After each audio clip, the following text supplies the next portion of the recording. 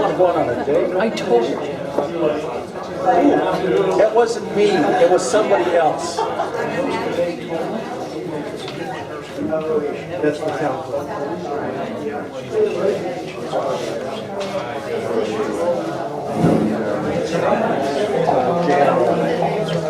And you met Mark Hundy, the town controller. We work together. You know Brian Gerald? One of them guys breaking the system with our money pension dollars and our tax money going to this going to him. I can't stand that. And in 2 more years, my pension will be Yeah, what do you do? Riviera Drive. Good for you. Not really.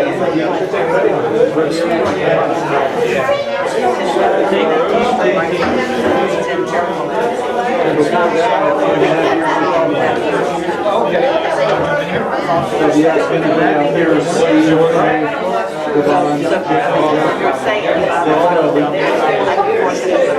So the bond, I was right there. What's going on? I saw, haven't seen the bond in 5 or 6 years. So Jeff Smith out there selling it. Okay. So I said, man, I said, you got Jeff gets this fixed up? yeah, it's good there. You know, Jeff, he's something that's going to take 50 years.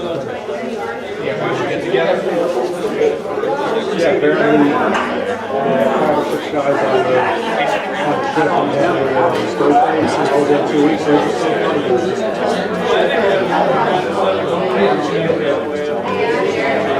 This guy right here is not quite. He's up.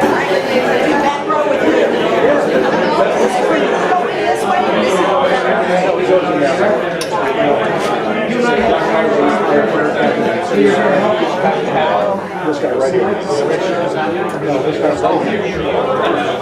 And, yeah, he's actually something back in the days when this is Sharon Brown,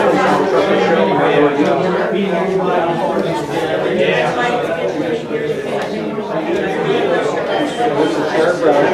the mayor's wife.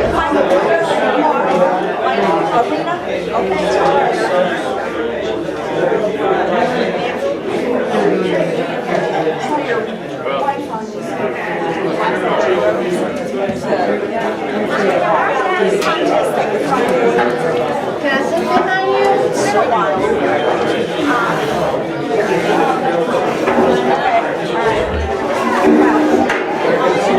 Yeah, but there's two.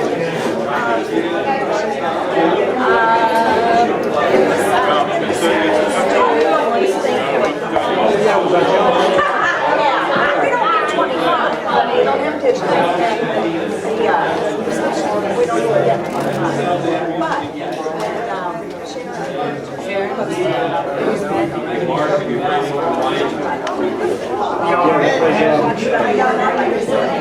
Yeah, it's something what they do at once to keep the kids.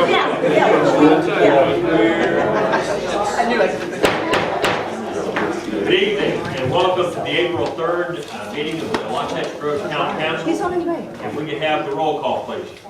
Councilman Bolton? Not present. Councilman Gerald? Present. Vice Mayor Liang? He's on his way. Present. Councilman Rocket? Here. Mayor Brown? Here.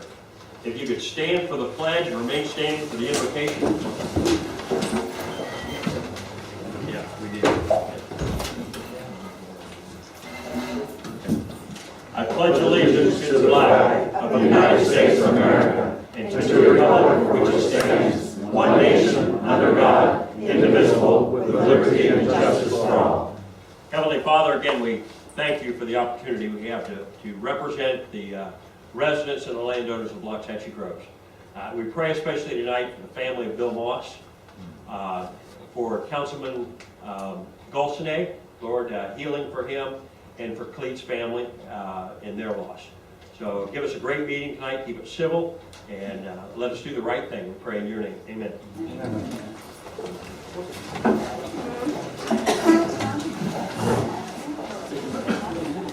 All right. I guess the first thing we do is the appointment of mayor and vice mayor. Should we tell him while he's on his way? No, it's okay. Mark, When this they is come you. in, they come in. Blood work and everything is coming in. So they're gonna have to spend the night at Wellington. He was having some monitor at this company, and wants to go back to He's on his way. I think not we should something tell that's him. already in life. Yeah, it's on second. Hospital confirmed it, but they don't really know what it is. Yeah. And they're gonna do a 12-lead mile, and, or 12, they're gonna do 12, basically. And they're gonna do a full, stress test on it.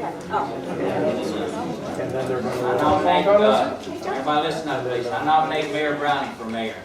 Yay! We have a motion and a second. I guess, all in favor, signify by saying aye. Aye. Any opposed, same sign. I'm not going to say it. Thank you very much. All right, moving to vice mayor. I nominate Jim Rocket for vice mayor. I'll second. Quite an honor. Okay? And we have a motion and a second. All in favor, signify by saying aye. Aye. Any opposed, same sign. Motion passes. Congratulations, Jim. Moving to town council liaison for roadway, equestrian trails, and the greenway advisory. Everyone's name is on this. Mark, what are we doing here? This is according to the resolution, the council passes to nominate Warren Solomon to serve as a liaison to the roadway, equestrian trails, and greenways committee. So basically, it's just one of you deciding if you want to be the liaison to take that up. Okay, Ron? Can we postpone this till, I believe Tom Golsonay would be good for that committee, but I'm not sure if he wants it or not, but I know that's in his field, so if he, that's who I would nominate. I see no problem with postponing. Okay. So everybody all right with that? Okay. Moving to the consent agenda. Yes.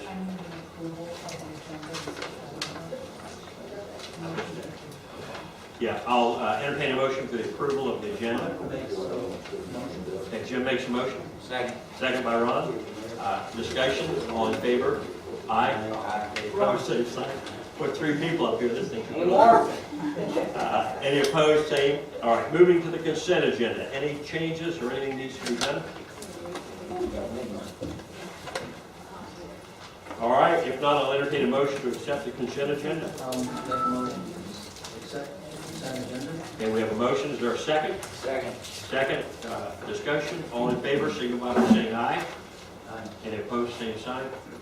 So consent agenda passed. We're at presentations. Yes. Mark? Thank you, Mayor. I'd like to take this opportunity. As you know, we have a new battalion chief. He's with us tonight. His name is Chief Michael Arena. Both Bill and I have worked with Mike for several years, and I think he's going to be a great addition as battalion chief out here. Is Mike back there? Yes. Mike, if you can, come forward, please. Okay. Right at the stand with the microphone. Introduce yourself, Michael. sure, Can you all hear me? But if you would, stay in the microphone, then we get the report. Hello, everyone. My name is Michael Arena. I'm your new battalion chief here for Rocky Mountain Groves. I've been with Fire Rescue in my 26th year.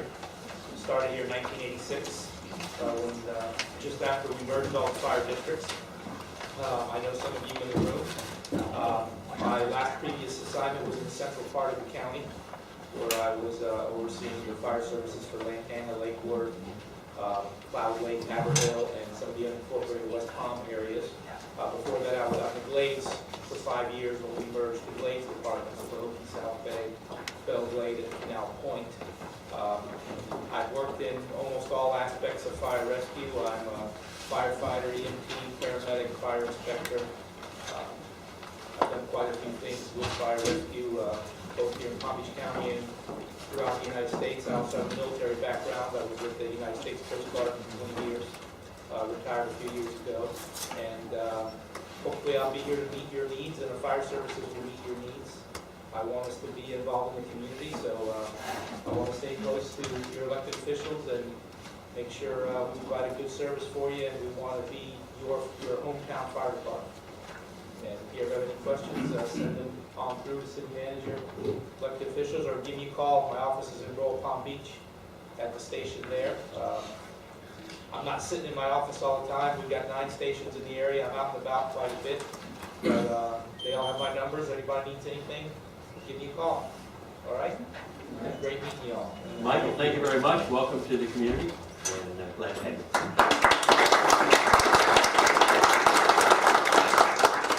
Ron, you wanted to say something? Just a comment, I worked with Chief Arena before I retired. He does an outstanding job, and he's an asset to Palm Beach County Fire Rescue. Thank you. And just for the record, Ryan Liang is here. So, moving to committee reports, financial. We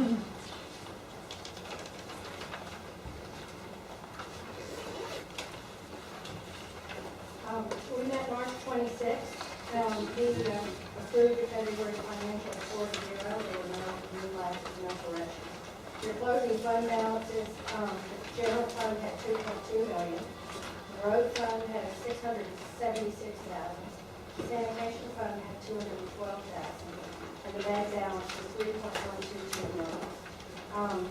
Through February 29th, the town has received 25% of the annual revenue budgeted, 13% and spent 13% of our expense budget. Year to date, revenues exceeded expenses by $493,000. We met with the auditor and we discussed the progress of the audit. The audit is progressing well. Underwood Management is providing the information the auditor needs. The town's in good financial shape. The committee reviewed a draft of the CAFR and the management letter, and we were not advised of any major findings in the fighting audit. We had RFPs. It was a full meeting. We were reviewing RFPs for banking services.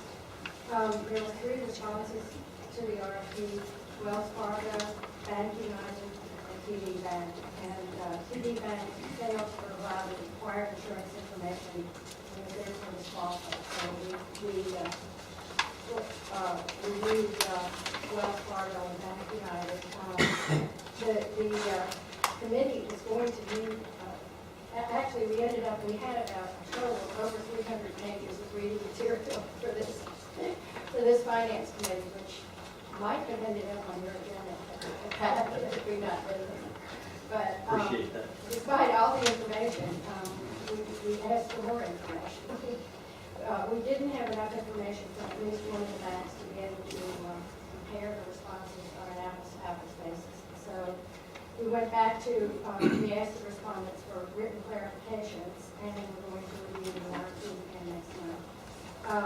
The thing that we have learned that is really good news, I think, is that both banks offer services that we're not now using that will improve the security of our funds and or provide greater efficiency for staff.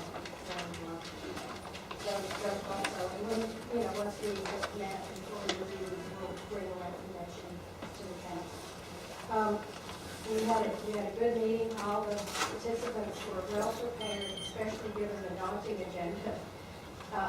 We had a focused discussion. Several residents attended. The meeting ended at 8:35 p.m. So we did it in an hour and a half. Good job. The next meeting, Monday, April 23rd. Okay. I'm a little disappointed there weren't more respondents, but thank you very much. You guys did a great job. All right, need a motion to accept the financial? All right, so we'll make that I make motion. a motion to accept the financial as reviewed by the finance committee. Is there a second? Second. Okay, further discussion? All in favor signify by saying aye. Any opposed, same sign. Motion passes. Moving to our Got ordinance. a comment card in on the, I'm sorry, Dennis. Okay, come on up. They all got blown up here, so they kind of got out.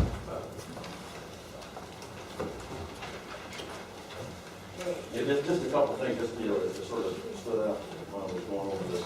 The special magistrate, we're 266% of budget on that. And I was just curious, have we gotten any results on the special magistrate? Mark?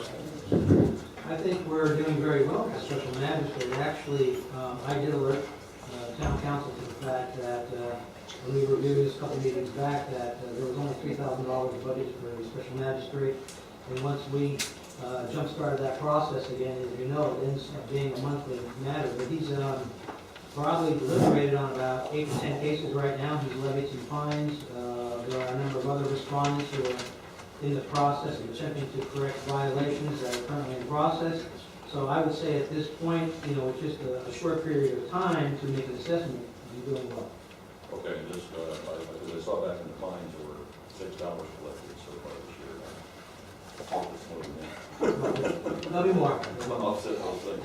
Another one is on the Inspector General office. I see we're taking these funds out of the general fund, where the act that we all voted on allowed for 0.25% of contracts to be used to pay that. So the question, I guess, is are we going to implement an IG fee, contract fee, or to pay the IG, or are we going to continue with the broker system and just pay our share out of the general fund?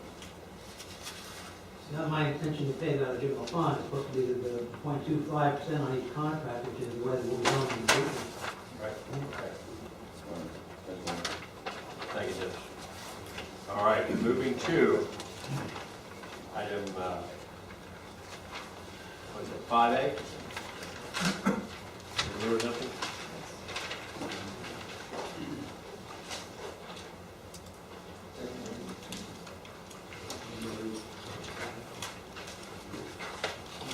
Yep, TJ, you're on.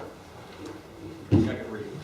Ordinance on second reading, ordinance by title only, an ordinance of the town council of the town of Los Angeles, Grove, Florida, amending and restating ordinance 2010-003, relating to dumping of manure and horse bedding within the town, providing that only those properties designated agricultural are in the process of applying for such a designated residential property tax records may receive manure and horse bedding for agricultural use on the property.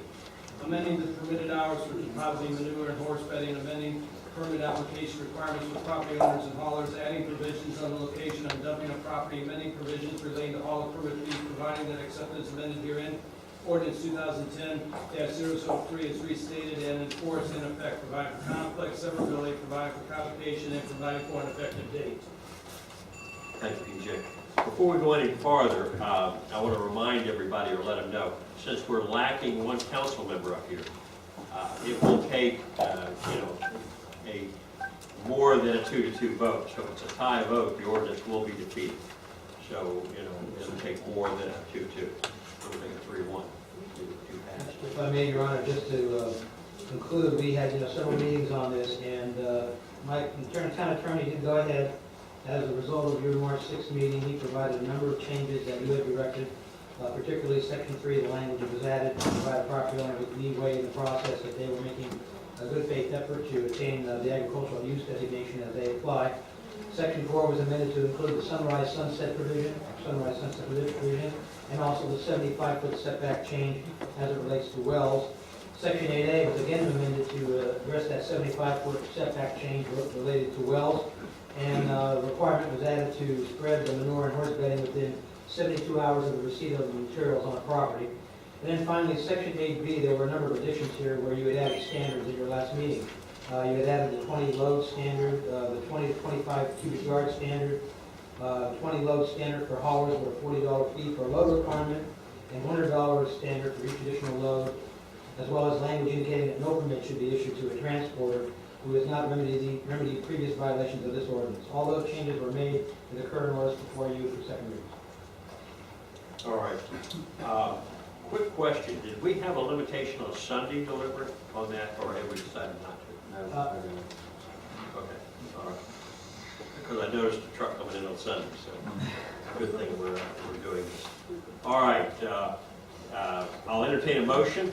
I'll take a second, and then I've got a couple public comments. All right, I make a motion we approve ordinance 2012. Okay, Jim has made a motion to accept the ordinance 3. And is there a second? I'll second. Second by Ron. Discussion by council members. All right, moving to discussion by the public. Dennis Lipp. Then I've got Bill Louder.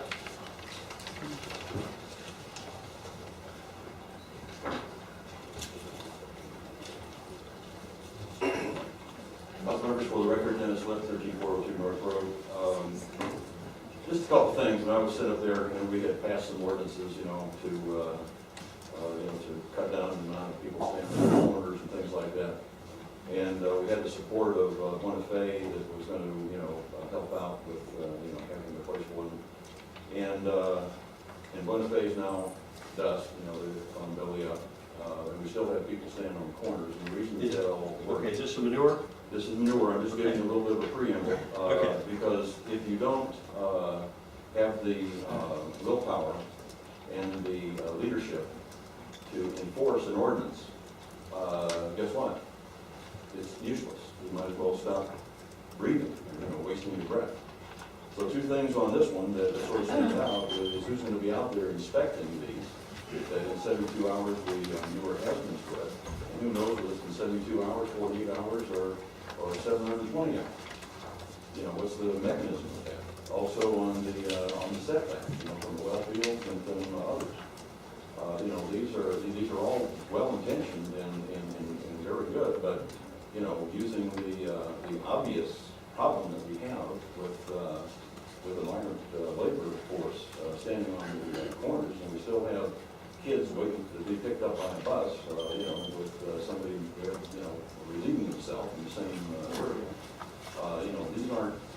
This doesn't bode well for towns and their ordinances, so I'd like to hear, what your plan is to enforce these things. Okay. Council members, anybody want to address it? Well, I think this is definitely, doesn't compare to that problem, because we definitely still have the problem with people on the corners. But with the manure hauling and stuff, first of all, anybody comes in the Loxahatchee, they have to come in with a permit, and the owner has to contact the office also. Now, the other day, I stopped the truck myself. He had a permit, but it had expired. So I told him to get a hold of his boss, get a hold of the office, and get it renewed. And I believe they did that. But anyway, I called the office myself. But no, we have a person here that can be called anytime. As a resident, basically, if you see manure dumping or something like that, if you call the office, I'm sure that they'll send somebody out to check it out. Frank Shiola has been good about that, and definitely he will check them for permits. And he's in the past, he's turned a couple people around because they didn't have permits, and I doubt very seriously they like that. But no, we need to pass this ordinance, and you'll see that it will be enforced. I talked to another person today. They told me they had a truckload coming in this week. I told him, he was a personal friend, I said, hey, does he have a permit? If he doesn't have a permit, you better contact the office. I said, you contact him, find out if he's got one, have him call the office. If he comes in this year, if I see him or anybody else sees him, then he'll be turned around. And it is costly. This ordinance, it took us a long time to come up with it, but it's a start of stopping the abuse of hauling it into Loxahatchee. Any other council members? Couple comments. One was more on what Ron was saying. I've done the same as Ron has. It takes a lot of people to kind of watch over the town. In this particular area, it's kind of easy to see that something looks like it needs to at least be asked. So I think we've done that. We've had more than one occasion where we've prevented or fixed a problem. Specifically, we had an issue up at the end of T Road, across North Road, that was addressed, and it involved the sheriff's office to help us in that area. The other thing, the comment I make is the council definitely has the will to do things they have passed ordinance on. I believe in reference to street corner labor, as I recall, we were given input from the sheriff's office that it was something they could not enforce, that the ordinance really was not something that the council didn't want to do or enforce, but the sheriff's office could not enforce because it was not, according to our sheriff's representative, something that they could do. So we want to point fingers as to something not being done. We better get your facts straight before we assume that the council did not have the will to do something. Okay. And I think kind of along the same way. We've got twofold. And hopefully the manure dumping is going to be regulated by the neighbors. it gives them the ability, at least we have rules, we have permits, so if something's going on, a neighbor can call and say, look, is a guy doing it with a permit? Is a guy doing it legally? How many loads is he gonna have? And the town will have a record of that. Dennis, I feel your frustration. I remember when we passed that ordinance and we knew for the safety and the good of the community, we needed to stop that. And it was very frustrating because at the very first, well, you can't say they can't gather, you have to provide another place. Then in all the work we did to provide another place, it seemed like we still could not get anybody to go down. All we had was, we'll pass out flyers. The flyers ended up as part of the debris that came out. You know, and so everything we tried to do to regulate it was very frustrating. But this is a different thing. It involves fines, and I hope we can be able to regulate it. Because the last thing we want to do is pass ordinances that mean nothing. So anyway, all right, Bill. Okay, on the ordinance, you want to read it in hearing the thing. I like the permit process and the fees, but I don't think I found anything in there on the amount that's allowed per acre per year. Okay, because horse manure and bedding, if tilled in, is a good ag amendment, if done properly. Okay, what I'm getting to here is setback surface water, and eventually, whether we like it or not, DEP and EPA are going to stop their little war, and some numeric standard is going to come down for water. In 2003, I presented a paper to Florida Academy of Sciences looking at the water in our canals, and phosphate was, target was 10 parts per million. Okay. I found one site right after a rain that was 10. The vast majority of it was around 270 parts per million phosphorus, pretty high. Okay. Had a good surge on A. Started looking, then later in 2007, presented another paper to the Florida Academy of Sciences on the extractability of fresh and aged manure. Just extracting with water, basically rain. They would get 16 milligrams per gram dry weight, 16 milligrams of soluble reactive phosphorus per gram of dry manure extracted. Using sodium bicarbonate, we've got a limestone soil. We got another 8 milligrams. So there's, in that mixture, there's 24 milligrams per gram dry weight manure. It's a lot of phosphorus. Okay, a lot of people say, well, it's not really a lot. Okay, so my argument, even with Wellington, they got the Army Corps of Engineers made them clean up Basin D, is that if you take a small number and you multiply it by a really big number, you still get a pretty big number. Okay, so this has got to be watched. You can't have piles that where rain is going through it and running off into swales and down into the canals, because eventually we're going to get some regulation of the waters in these canals as the economy turns around and the Everglades protection gets back and EPA becomes, goes to Sweden and gets a transplant because they've been castrated. But they're going to get their laws back, and it's going to happen because the populace of America wants the Everglades saved. And if we start dumping high phosphate water out into C-51, and it's found and regulations are in place, they're going to say stop. And we're going to back up, and we're going to flood. But I'm not C2 anymore when that happens. Thank you, Bill. All right, we have a motion and a second. One other comment. Okay. I think, Bill, we're trying to, this is the second major overhaul. I think we're trying to address some of the things you're talking about. One of the things we did was limit quantities and size of deliveries. So I think it may be a little bit like peeling the onion. I think we're working this. The problem was enormous a couple of years ago. I mean, it's still a big problem, but it's a problem that I think we've gotten our hands around, our arms around, we're making some progress, and it's something that we can look at doing more as we get smarter and have more examples of situations. Because some of the things we're doing tonight, we're plugging some of the holes that we found were existed. One of the things that we did was to make it a penalty situation when you're caught, because there was no penalty, so it was run the risk, pay the same fee, who cares? So we've done some things that I think are aimed at regulating the amount, regulating the whole process, and I think it's rather than trying to stop it like a dam, if we can regulate and direct the water a little bit, if you will, I think it's going to be something we can control. Thank you, Jim. All right, we have a motion. I put in that thing to speak about this. Okay, these were the only two I had for 5A. You didn't have a number of it. Yeah, it was just at the end, I didn't put 5. Okay, and you are, Marcia Newell, okay, thank you. yeah, you didn't have a number of I did, I apologize. First time I've been here. it. Well, Perhaps, well, I don't know. Perhaps I'm naive, but for what reason are we dumping manure along Sahatchee Groves? Is it the nurseries? And we've been doing this forever? for a long time. Okay. Another question I have is, do town council members have a right to stop somebody that's delivering manure or anything else and say, what are you doing here, do you have a permit? I mean, to me, that's the, you know, the people who are the enforcers or the sheriff's department or something.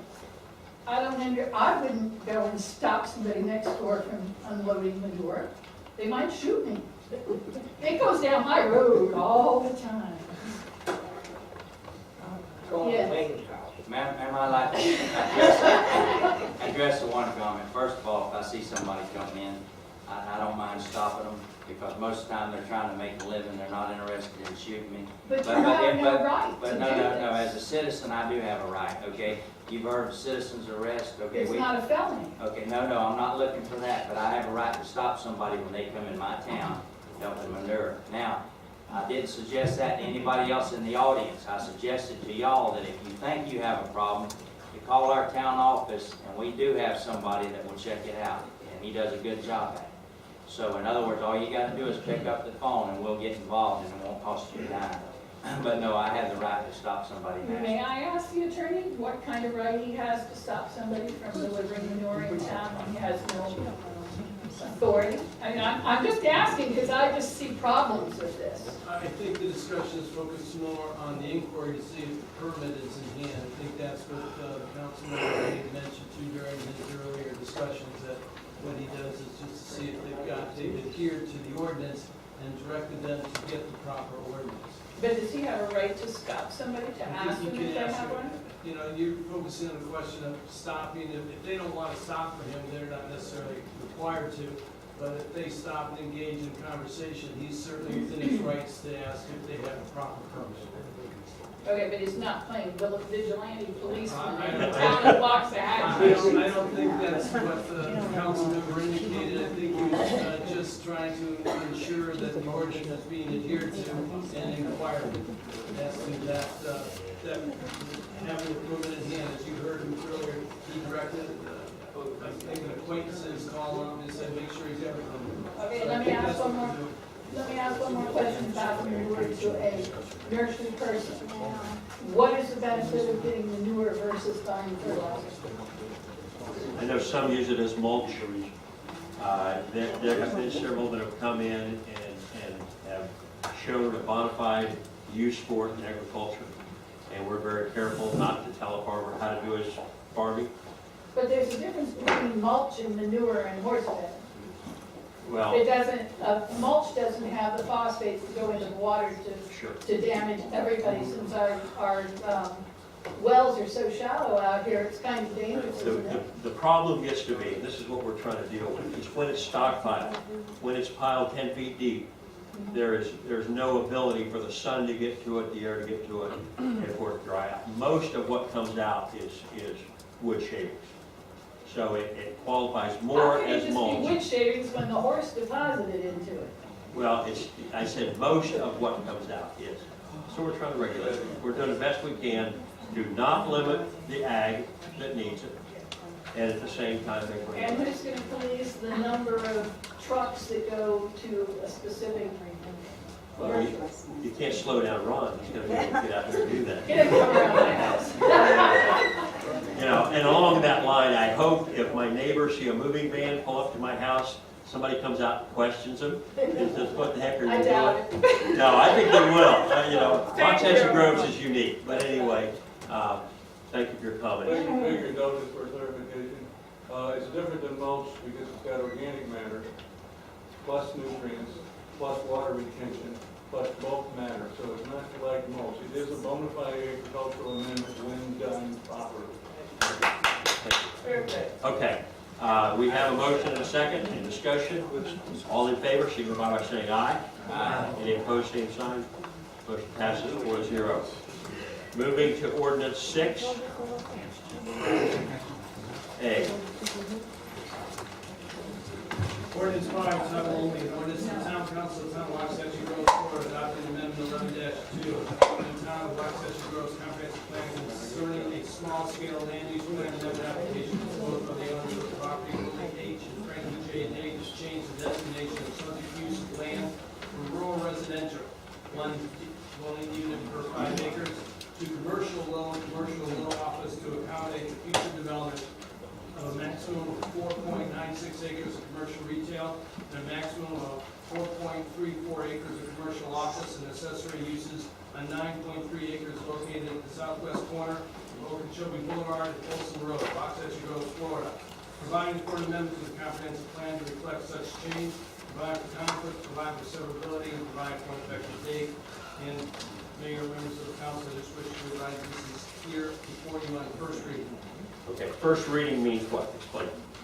That an ordinance under the Florida statutes require 2 separate readings. This is the first reading, and in accordance with the interpretation of your charter that you all undertook in January, it would require a affirmative vote of 3-1 to pass on first reading. That does not adopt the ordinance, rather it just passes it along for a second reading, which pursuant to your charter will require a supermajority of 4 members of this council to approve it, which would serve then, only then, to enact an amendment to your comprehensive plan. So any affirmative action tonight does not accomplish that. It only renders the ordinance acceptable for second reading. Okay, thank you. I guess the next step is we have Jim present. Thank you, Mayor. Jim Fleischman, Town Planning Consultant. We're trying to find my book on the computer right now. So I'll start. For some reason you can't find it, but I can give a presentation about it. The subject of this item is small-scale land use plan amendment 11-2, small scale. The Day property, and you have,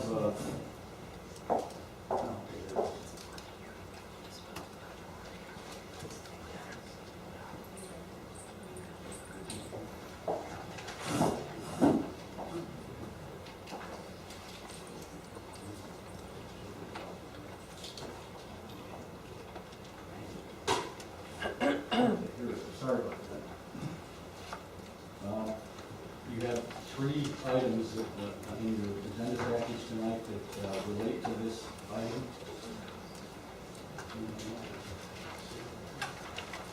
The first is a full staff report.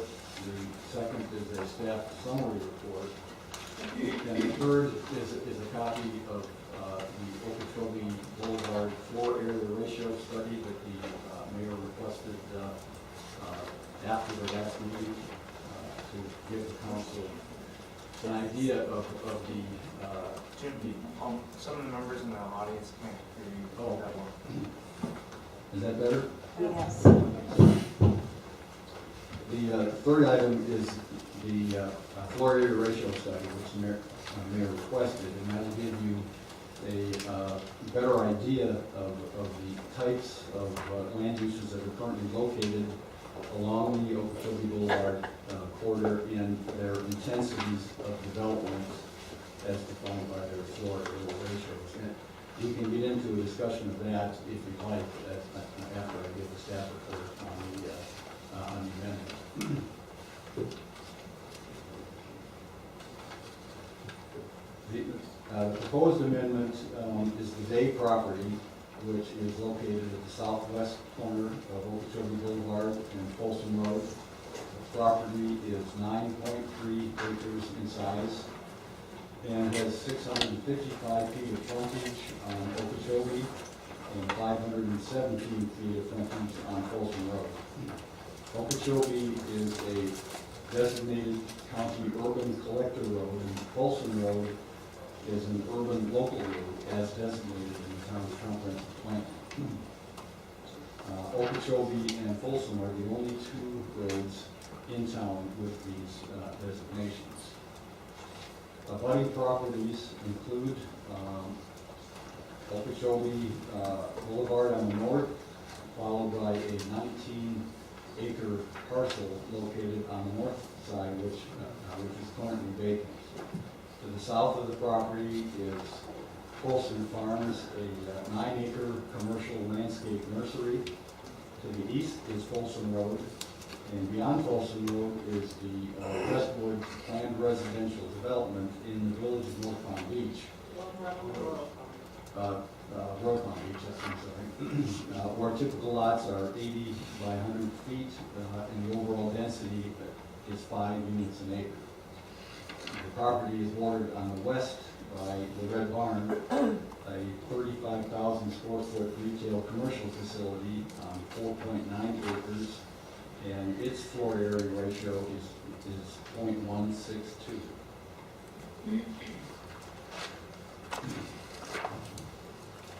The current future land use designation of the subject site is RR5, Rural Residential 5, at a density of 1 unit per 5 acres. The existing zoning designation is AR, Agricultural Residential. The proposed amendment is to change the land use designation from RR5 to commercial low on all 9.3 acres. This is a revision of the previous version of the amendment that you saw at your January meeting, where the applicant was proposing 2 separate commercial designations on the property, 4.96 acres of commercial low and 4.34 acres of commercial low office. If the amendment is approved, the maximum development potential will be a total of 40,510 square feet of commercial space, which is a reduction from the previous proposal of 59,416 square feet of retail and office space in the previous proposal. This is a reduction of just under 19,000 square feet, or a 32% reduction from the previous proposal.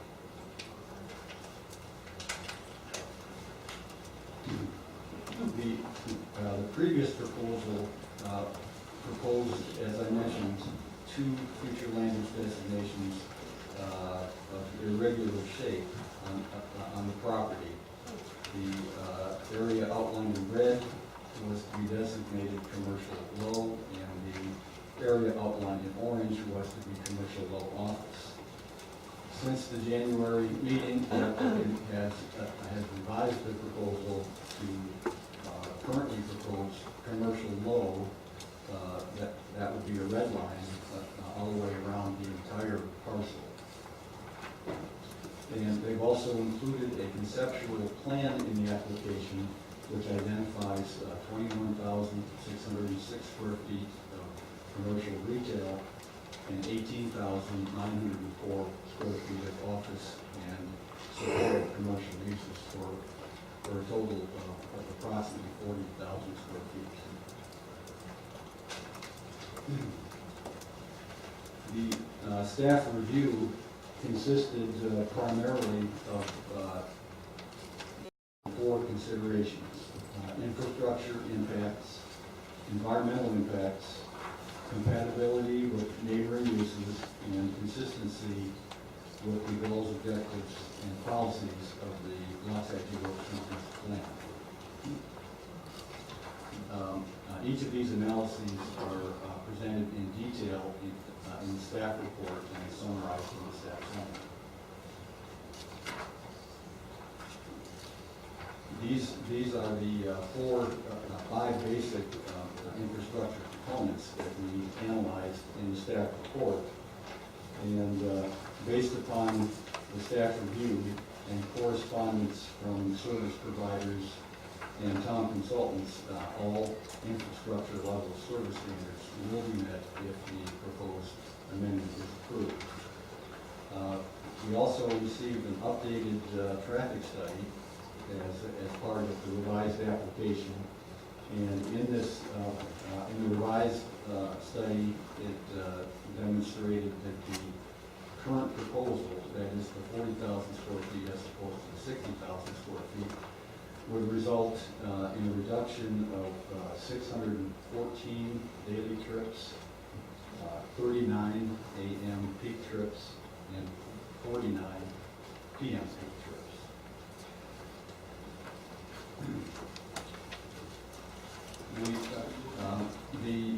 The applicant presented a vegetation inventory in his application, which indicated that the site is predominantly cleared with limited amounts of vegetation. Most state or federal listed species are not. And we also received a letter from the county archaeologist stating that there were no historical resources located on or within 500 feet of the site. When the local planning agency, the LPA, the P&Z board, reviewed the project, it recommended, as part of its recommendation, that a /pine survey be completed at the time of master plan approval, including a related preservation program. We've included that recommendation in our staff recommendation.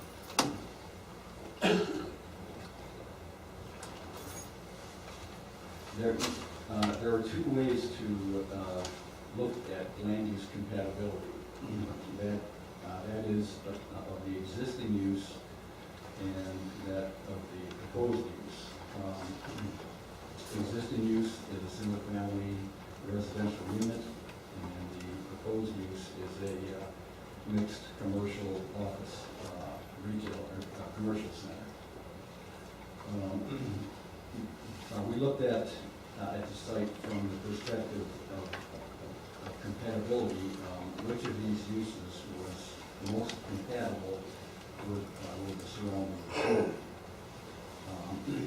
The property is 9.3 acres in size, so under the current AR zoning district, it can only accommodate one residential unit or some limited agricultural related uses in addition to a residential unit. The proposed land use can accommodate a combination of commercial, retail, and service uses.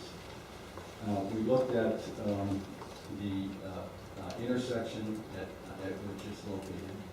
As I stated earlier, Okeechobee and Folsom are the two highest designated roadways outside Summit Boulevard within the town.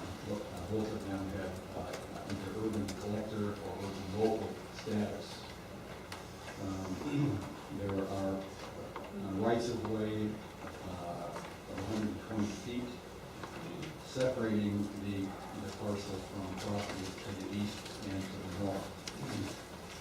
And on the west side of the property is the Red Barn property, which has a floor area ratio of 0.16, which, if you look at our Okeechobee Boulevard FAR study, that's the most intensive use along the corridor. In addition, there are no single-family residents in the town of Waxahachie Groves abutting the property.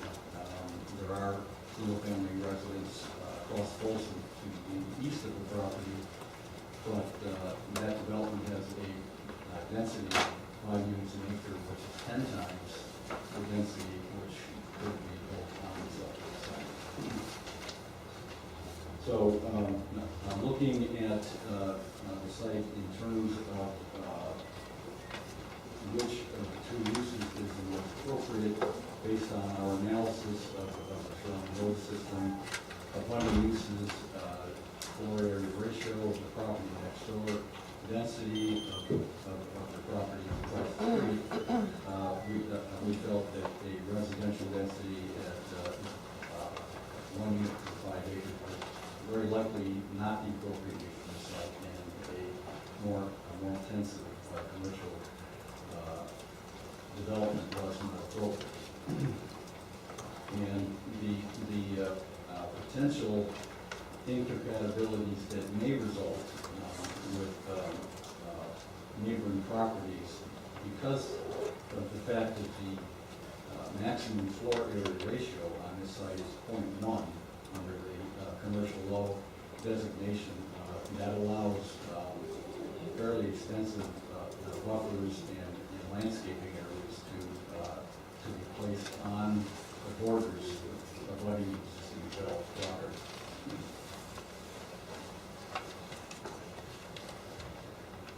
Looking at consistency with the conference plan, as I stated at the previous meeting, there is no language in the comprehensive plan that expressly prohibits or supports commercial development on Okeechobee Boulevard.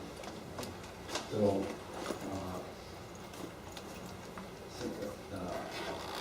that being the case, we went to objective 1.1, future land development, which is the principal directive for the town in the comprehensive plan governing land use decisions, including amendments to the future land use map. And policy objective 1.1 states that in making these decisions, the town should consider protecting residential and agricultural uses and encourage limited economic growth. Also, key policy statements in future land use element are 1.1.3, 1.1.5, and 1.1.7 that states that any change in land use should ensure compatibility with adjacent uses. That seems to be one of the principal directives in the entire comprehensive plan. Is in several elements to make sure that land use decisions are made with compatibility with neighboring properties foremost in mind. And then also it states that we should assess whether or not individual requests for land use change result in urban sprawl. Urban sprawl has specific criteria in the Florida statutes that you apply to a property to make that determination. In the staff report, we applied the criteria and came to the conclusion that the proposed amendment does not constitute urban sprawl.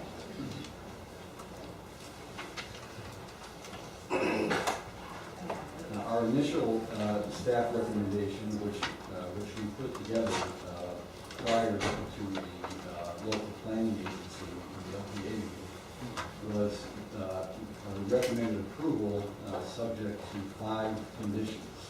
Number one, that the unified master development plan be developed as part of the zoning process, that the project shall incorporate the rural vista guidelines. We had intensity limitations placed on the site, that being 37,810 square feet of office and 21,606 square feet of retail space. We also recommended that the developer coordinate with the Red Barn to establish connectivity between the 2 projects to assist in reducing traffic impacts on both Folsom and Okeechobee, and to coordinate with the on-plan regarding the possible location of the bus shelter. When we took the proposal to the LPA, Planning and Zoning Board, they, at their December meeting, recommended approval of the proposal 3-2, subject to adding 2 additional conditions. The first was that a plat for the entire 9.3 acres shall be filed with the town, including a unity of title that cannot be broken. Now, that condition was more oriented to the fact that the initial proposal had 2 separate land uses, and the planning commission wanted to make sure that the entire parcel was developed under a single master plan type contract and legally bound to make that happen.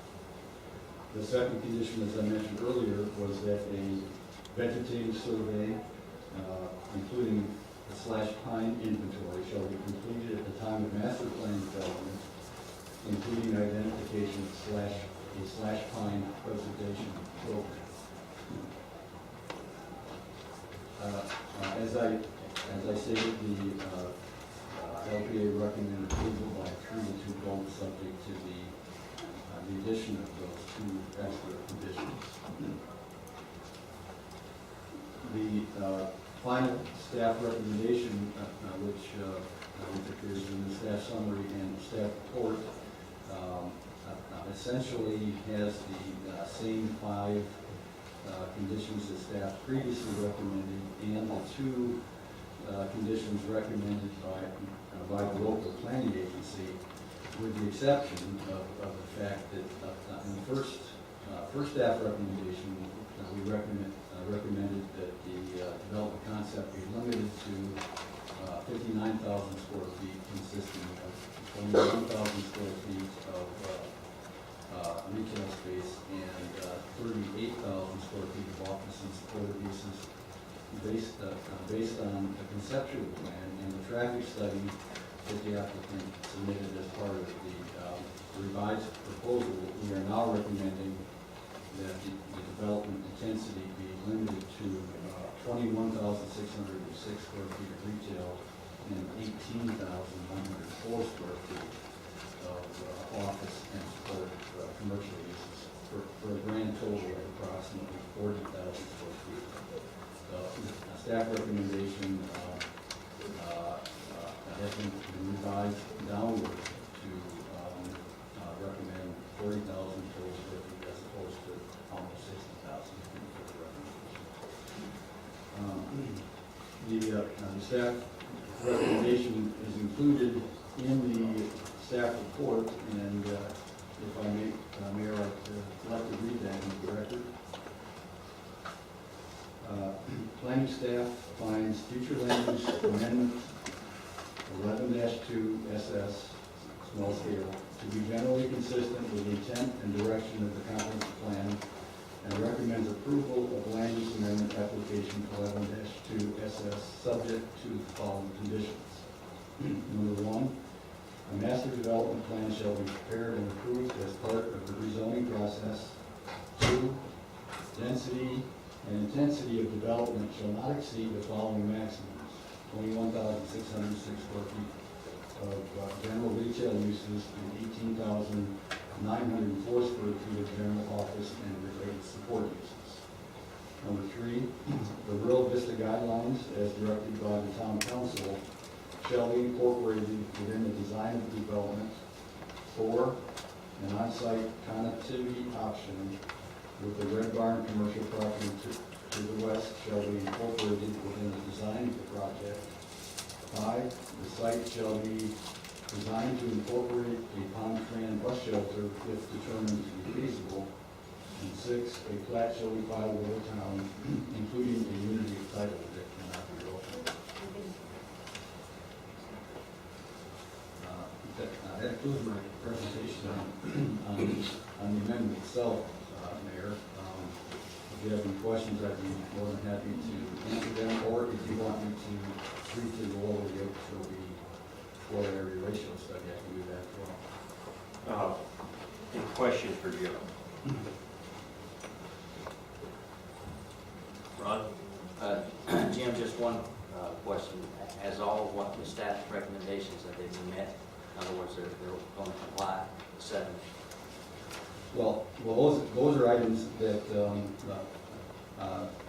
that will actually become text in the comprehensive plan. So if we adopt it into the comprehensive plan, most of those items are issues that are going to be dealt with during the rezoning, site plan, and development of the project. They're going to be cast in stone because they're going to be incorporated in the comprehensive plan. So, but they're actually going to be implemented at later dates.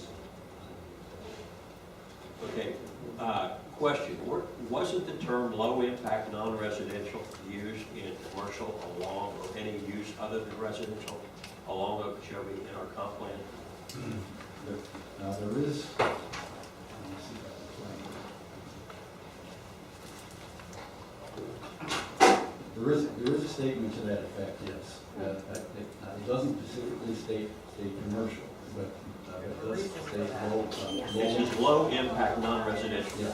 So the staff is approving basically the same ratio that the county approves anywhere else in the county, 10% on this property. No, that's not true. The county does have a 12.1 FAR floor area ratio in 10%. In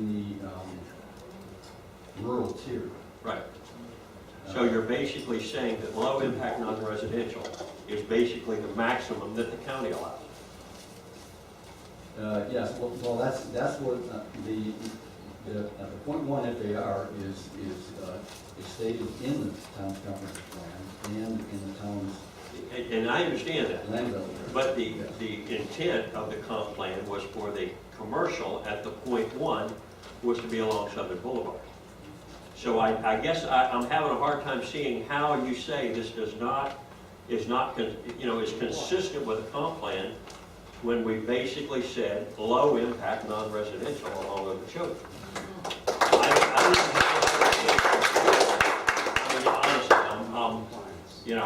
I'm a little flabbergasted because, I was here, put together, I put a lot of years in the neighborhood plan, and we kept saying low impact non-residential on Okeechobee, and the commercial was going to go to Southern. And then when we put our comp plan together, after a lot of hours, we said low impact non-residential on commercial. We would take it case by case basis, and then you're coming to me with a staff recommendation that is based on a property that has uses from property line to property line, road to back. I can't see how you can say it is consistent with the comp plan. I really don't. Well, when it says low impact non-residential uses or low impact commercial, the way the comprehensive planning process works is that there may be general statements in the comprehensive plan, but those statements are implemented through land development regulations. And the land development regulations allows a 0.1 floor area ratio in commercial. That's really all there is to go by. We don't have any more specific definitions of what constitutes low impact. So there's no difference between low impact and high impact. There's no difference between commercial and non-residential, or. Low impact and high impact is not defined in the comprehensive plan. There's a general statement that says low impact uses, and I think the assumption is there that if you say low impact uses and your land development regulations state what the floor area ratios can be, that was based on the direction of the comprehensive plan. So there's nothing other than that general statement, low impact, in the comprehensive plan, and the intensity criteria in the land development regulations, which allows a 0.1 FAR. And if you look throughout the county, 0.1 FAR for commercial developments is very low. It is. I mean, it's, You're talking to a community that has one house per 5 acres, and you're saying that 10% is very low. You know, for Royal Palm, yes, for Wellington, yes. We're in Loxahatchee Grove, Jim. I mean, you know, you're our staff, but I'm a little caught off guard. You know, I think what we're going to do tonight, before I entertain a motion, and DJ, am I all right to open it up to the public comments first? And then we'll open up to a motion, or? I would ask that you entertain any presentation by the applicant first. Okay. All right.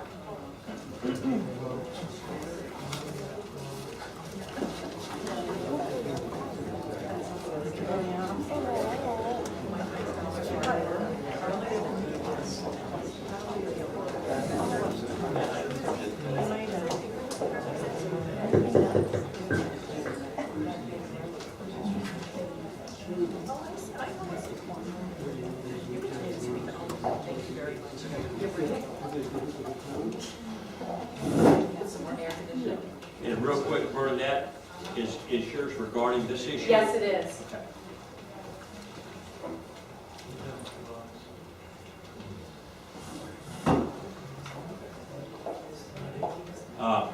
Please, there's been a request, we turn the air down a little bit. It's down as far as it can. I've got to apologize too, all your comment cards are definitely out of order because they all blew off the table. And we'll deal with it.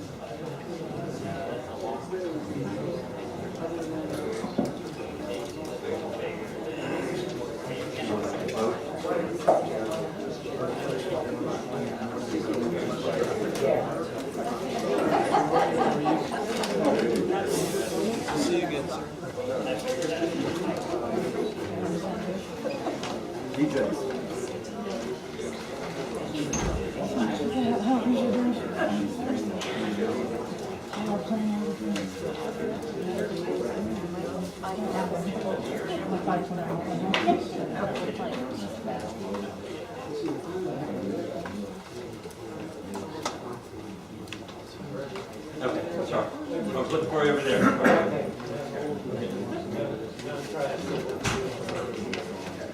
My name is Kieran Kilday. Okay, everybody, please.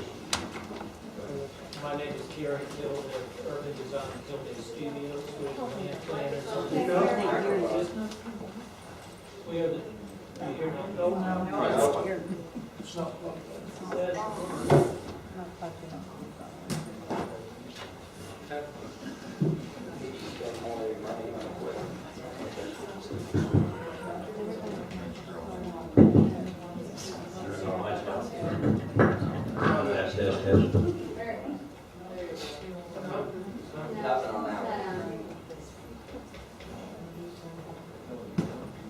Did you just speak louder than I did? Try it now.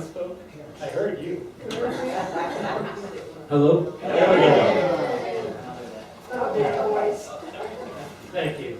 My name's still Kieran Kilday, Urban Design. I'm sorry. Okay, I'll try again. My name is Kieran Kilday of Urban Design Kilday Studios. We're the land planners on this project. I know at least council members, you're familiar with me. I've been here several times before over the last few years. I'm representing Bill Day, sitting in the back there behind Marty Perry, and Marty Perry is also here to help with this presentation or respond to questions as necessary. We're here tonight again for first reading, and I need to explain that a little for you all and also for the folks in the audience. At the last meeting, as you know, we got a transcript taken of the meeting, and that gave us the opportunity of going through and seeing verbatim the entire discussion for the night, as well as specifically the concerns expressed by the council members during their comments during and at the closing of the meeting. At that time, you recall, we agreed to a longer postponement. It was agreed that a 2-week postponement probably wasn't going to resolve the concerns expressed by the council members. And so we took a 2-month postponement. During that time, we evaluated everything that we read in this document and tried to respond to it.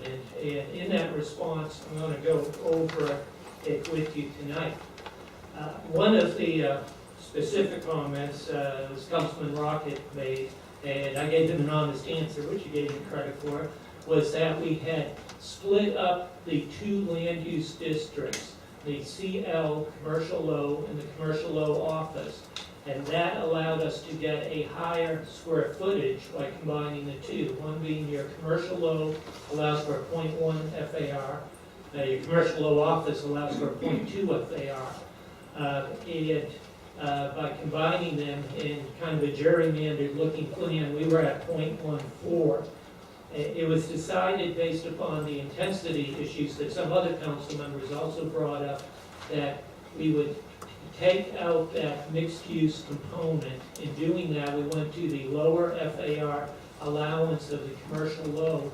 And we, however, and this is important, we did not change the mix of uses as related to the retail uses. The retail use number stayed the same, it did not increase. However, the office and restaurant component number did decrease as indicated by your plan earlier this evening. In doing that, however, we changed the verbiage on the first reading that you heard last time. We're no longer asking for a commercial low office, and as such, after your attorney reviewed it, they said to be prudent, we needed to go back and do a first reading tonight. So again, we're looking for a first reading movement tonight that will allow us to go to the actual public hearing and second reading, which would be scheduled a month from now if we get approved for first reading tonight. That being the case, I'm going to try to move through the plan, but I'm going to try to really dwell on the issues that have changed since the last presentation, which will make it a little shorter. First of all, as indicated, we're now asking for the entire 9.3 acres to be designated commercial low. In doing that, we've reduced the square footage to 0.1, which is now at 40,510 square feet. To give you an idea as to what this means, if you noticed earlier when Jim was talking about the FARs with the red barn next to us, the red barn has 35,000 square feet on 4.9 acres, roughly half the acreage that we have. We're asking for 40,000, only 5,000 more than the red barn has on 9.3 acres. So when we talk about the terms of low impact, we heard you, and we think going down to the 0.1 FAR from the 0.14 was in direct response to that concern. Site, as we all know, is at the entrance to town at Okeechobee and Folsom Road. It's located here right by the town border. Okeechobee Boulevard is a primary source of arrival and leaving to the town of Waxahachie. In fact, it's probably more of a source of arrival and leaving than Southern Boulevard is, although Southern Boulevard's interstate highway because it's roughly center located. So everyone who lives north of Okeechobee Boulevard generally use Okeechobee Boulevard as their principal access point. And a lot of people who live south use it as well, although in that case you can go from 2 points. The block that we're on, and we're on the corner of the block, is a block that already has a significant amount of non-residential, and it's only Okeechobee commercial use on it. As opposed to the other blocks in Okeechobee, this is a block that through time, and probably because of proximity to Royal Palm Beach, developed as primarily a non-residential block. I think that's a very significant difference between many of the other blocks as you go further west within the Okeechobee area. And it does, it has cast a use of it being essentially considered a non-residential area as opposed to other areas both on Okeechobee and clearly all the areas off Okeechobee, which are primarily all residential. And you can see that it was shown as a vacant property on the land use plan. The red barn was shown as red for a commercial property. The blues were all institutional properties, and then there was some agricultural properties, which I think is the dotted red, I'm not sure. The plan we have before you tonight is considerably different than the plan before, and I just want to go through the changes to show, I think we're making progress. I'm hoping we're making enough progress to get to a point of agreement, but we are making progress. This is the initial plan. I brought this to you 2 years ago. At that time, we were asking for purely a CLO use, which would be a primarily office use. It allows a few retail uses. It does allow restaurants. It allows beauty shop, barbers, those sort of uses. And it allows a FAR of 0.2, twice the FAR we're asking tonight. We came in asking for close to a 0.2. We were at a 0.19, and it was 76,300 feet. And as you can see, it pretty well filled up that space, border to border, side to side. There was a small retention area in the back, which didn't do much except hold water, but it wasn't aesthetic. And the rest of it was primarily a parking field. We then came forward most recently at our last hearing, and we had reduced these 76,000 square feet to 59,416 square feet. And it was a FAR of 0.14.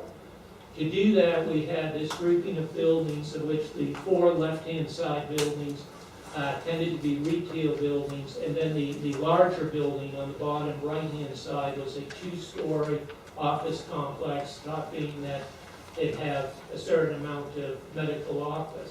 But to accommodate all these uses, we also needed to be at 2 stories, because 1 story would take up parking, and then without the parking, we wouldn't be meeting your code.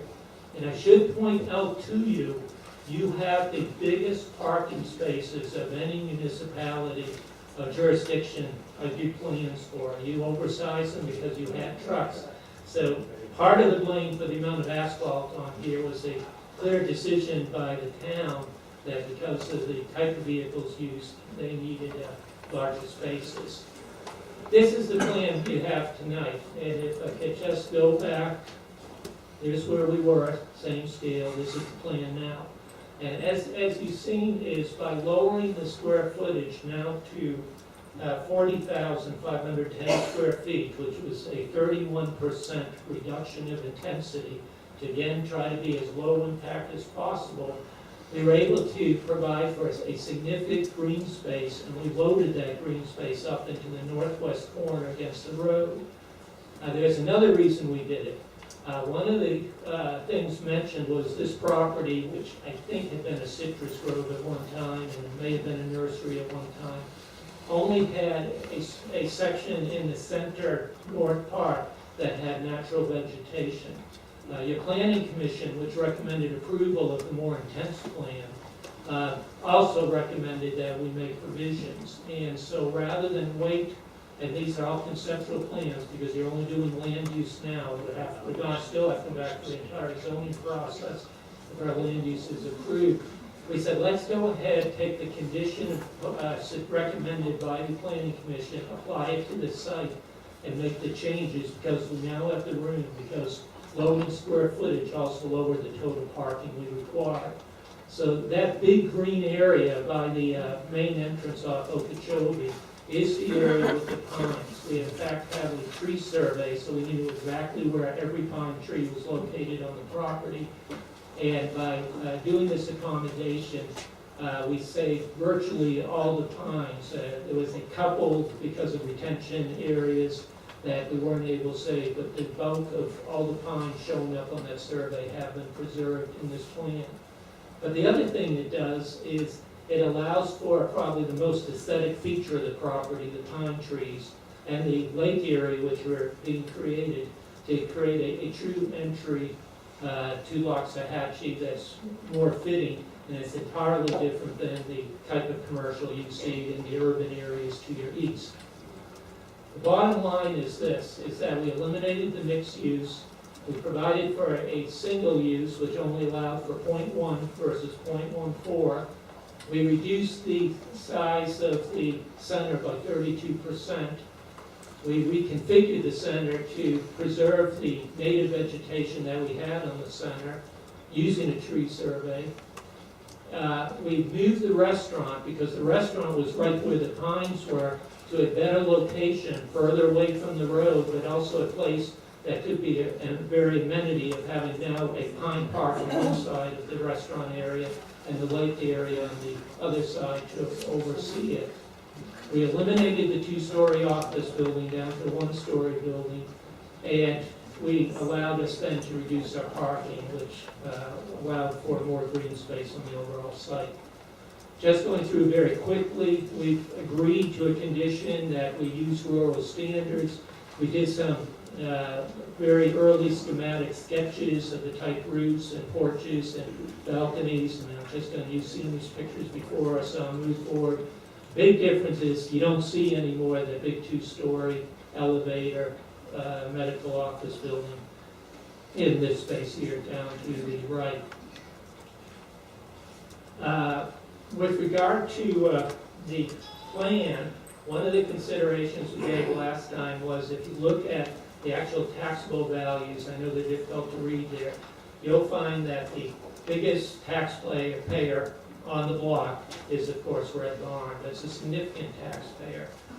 With this plan, which is only 5,000 square feet more than the Red Barn, we'd anticipate we'd be paying higher taxes than the Red Barn, but not as significant as the previous plan because it's based on square footage. They'll be paying these impact fees were calculated on the new square footage. Again, they reduce some, but there's still significant impact fees. There's a roadway impact fee to the county. The county, of course, then makes the decision how to disperse that impact fee. But that impact fee alone could be the amount of money that would be necessary for the signalization of D Road. And I'm going to talk a little bit about roads and signalization, and then my presentation will be through. We had our traffic engineer look at various options that were all brought up in one way or another at the previous hearing in your comments. I also spoke directly with George Webb, the county engineer.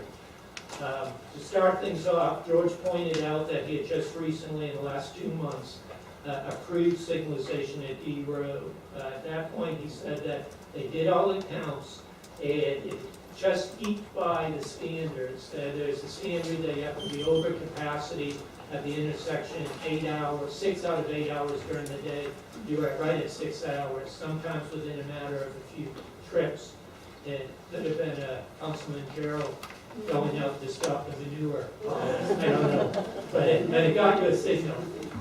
What it didn't get you is the county agreeing to fund the signal. So there is that possibility that these impact fees could be a major factor in being able to get the county, if you allot us our own impact fees, the signal could get moved forward because that's evidently still an outstanding issue.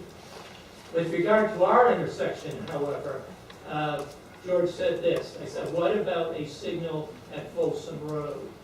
And George reminded me, and probably you, some of you at least remember, when the school was going to be built, the intent was to signal Folsom Road at that time. The school was going to use the North Folsom Road as an entrance to the school, and that so that all traffic from the school would not be coming out where it is in Okeechobee today, but be coming out of Folsom Road. After a lot of discussion, and this was before the days of Waxahachie being an incorporated area, it was determined that the permits that were needed from the district could not be gotten. That being done, the school board went back to the workshop and they redefined the entire school layout, and now you have the light in the school entrance where it is now. Because of that, the opportunity for having to meet the warrants on Folsom Road and Okeechobee Boulevard, and to have for a signal, and have a signal so close to another signal, which the county wasn't allowed, is pretty well precluded that there will ever be a signal at Folsom Road. He did not say there'll never be, and the county engineer knows better. But right now, those warrants are there, and the amount of traffic we're adding to Okeechobee Road doesn't make a lot of difference, because where they look for the warrants isn't so much through traffic on Okeechobee, because there's plenty of that. But they look at Folsom to the north, which has very little traffic, and Folsom to the south, which also doesn't have a great deal of traffic. Reason being that Folsom runs from Okeechobee to Crestwood. So anyone who knows their roads, most people out there know them, anyone going east on Okeechobee goes up Crestwood Boulevard because it's further to the east and makes their right-hand turn there. People going left have a choice of Folsom Road or Crestwood. But most of the people around here also recognize that there are times during the day, and it's not all day, because if it was all day, I could get myself a light perhaps. But during rush hour times, that it's very difficult to make a left because there's so much traffic on Okeechobee. But they also know that if they're willing to go up to Crestwood, they have a light there, and the light will give them the opportunity to make the left. So light's really not an availability. Our project doesn't change the mixture for a light. And the only other thing to point out, the D road light, however, is going to help with the situation at Folsom and Okeechobee. Because right now, when you make a turn off of Seminole Pratt Whitney Road, and you start heading east in the morning, and it's not just you all, as you know, it's all the acreage around you, there's no stopping from the time you do that until you get up to the school and then to Crestwood. And as a result, there's no holes in the traffic. When you're in an urban area, there can be really busy roads, but you know that the red light that's down a few blocks away for a while is stopping traffic. And when it stops that, it opens opportunities. And we will get the benefit of the gaps in traffic that a D road light, which is midway in Okeechobee, will help us. The second thing I asked George was, what about a roundabout? George's response was more nuanced. He said that a roundabout could be put there in this area. They said, but he didn't really believe it accomplished much. The reason being that the speed limits within Royal Palm Beach have been lowered to such an extent. And he says, and the two other roads just don't contribute much traffic. But he said, that being said, it's something that's worth discussion, that it could be there. However, he did give me another caveat. He said the roundabout that the county have, and they have several of them, will all work on two-lane roads. So while the roundabout and our engineer did a plan and the right-of-ways there could be provided in this area, you know, the question would be, what does it do? Obviously, a roundabout does slow down traffic as you go round about it. One of the issues, however, is there's a lot of truck traffic coming out of Okeechobee, out of Waxahachie on Okeechobee. There's also a lot of trailers attached to the back of vehicles, and roundabouts tend to be problematic when you have that kind of traffic. In a residential area where half the people are driving compact cars, they work pretty well. But it's an option out there. Then the last thing is, I said, what about turn lanes? And they said, definitely you could add turn lanes in front of you. So we had our engineer look at it, and basically this does not show up very well, but the darker gray area, I don't see my pointer working very well. The darker gray area is the existing right turn lane. The existing right turn lane's extremely long along our frontage, but it could be lengthened further to the west. As people drive west, however, there's existing left turn lanes for people going west that currently service the Red Barn. There's sufficient right-of-way for us to add a turn lane into our main entrance. The one thing is we'd have to adjust our site plan to move our main entrance a little further to the west. But we can provide a turn lane that would begin just after you get through the Folsom Road intersection. It has no effect on the right turn lane on the south side, and it would be a continuous left turn lane in front of our entrance and the two entrances to the Red Barn, and that's more than feasible. So then we said, finally we said, well, what do you do with Folsom Road? And what I've heard, but I don't live here and people know better, is that the accidents of Folsom Road mostly have happened late at night in unfortunate situations. But one thing we said is, why can't we, and I've seen it done elsewhere, do things to tell people there's a stop sign up ahead, you gotta stop, you can't go into Okeechobee. And so the plan is that you put various rumble strips down, you put a earlier stop sign saying stop sign approaching, and then you put a bigger stop sign than the current stop sign there. And the net effect is that people still have to wait to make a turn, but at least they'll know enough to wait. And that's something else that can be done as part of this project. My last item is, if I could just comment on the verbiage that's in the plan, and the low-intensity non-residential, that is the verbiage. And non-residential can be institutional, non-residential can be commercial. They all fall under that category of non-residential. The intensities that the county has adopted within the rural tier of .1 and .2, same intensities, were specifically adopted because they were considered low-impact intensities and because it was the rural tier. If I was in the urban tier, or if I was in Royal Palm Beach, which is in the urban tier, I'm allowed 0.35 FAR. 0.1 is the lowest intensity in the Palm Beach County plan, and it was designed for a rural area, and was designed for you all before you became a town yourself. So we believe that we meet this standard. And he point out to you that your own code allows the other non-residential uses, such as the churches or the clubs that are in the area, to have a 0.2 FAR. So they're allowed twice as much square footage as we're proposing here. I'm not equating that they're as intense as we are, but I am equating that we're at half the square footage to make up for the fact that we have a greater intensity than they do. But they're allowed much more, and as you know, with the college coming on, the college is gone fully make use of that 0.2 FAR. And probably the most intensive institutional use you can do in the school. So I'm happy to answer any questions. We think we've addressed your comments, or at least the comments that we read. We know there was concerns. The last thing, and I will sit down, is there was a meeting that we all attended after the first plan, but before the second plan at the church. And at that meeting, of the people who showed up, and I'd say there's probably about 50 people total there, everyone kind of weighed in which way they stood. And it didn't really give you a consensus because everyone weighed in about half, mostly people who had properties on Okeechobee wanted something allowed, and the other half, mostly who didn't have properties on Okeechobee wanted nothing allowed.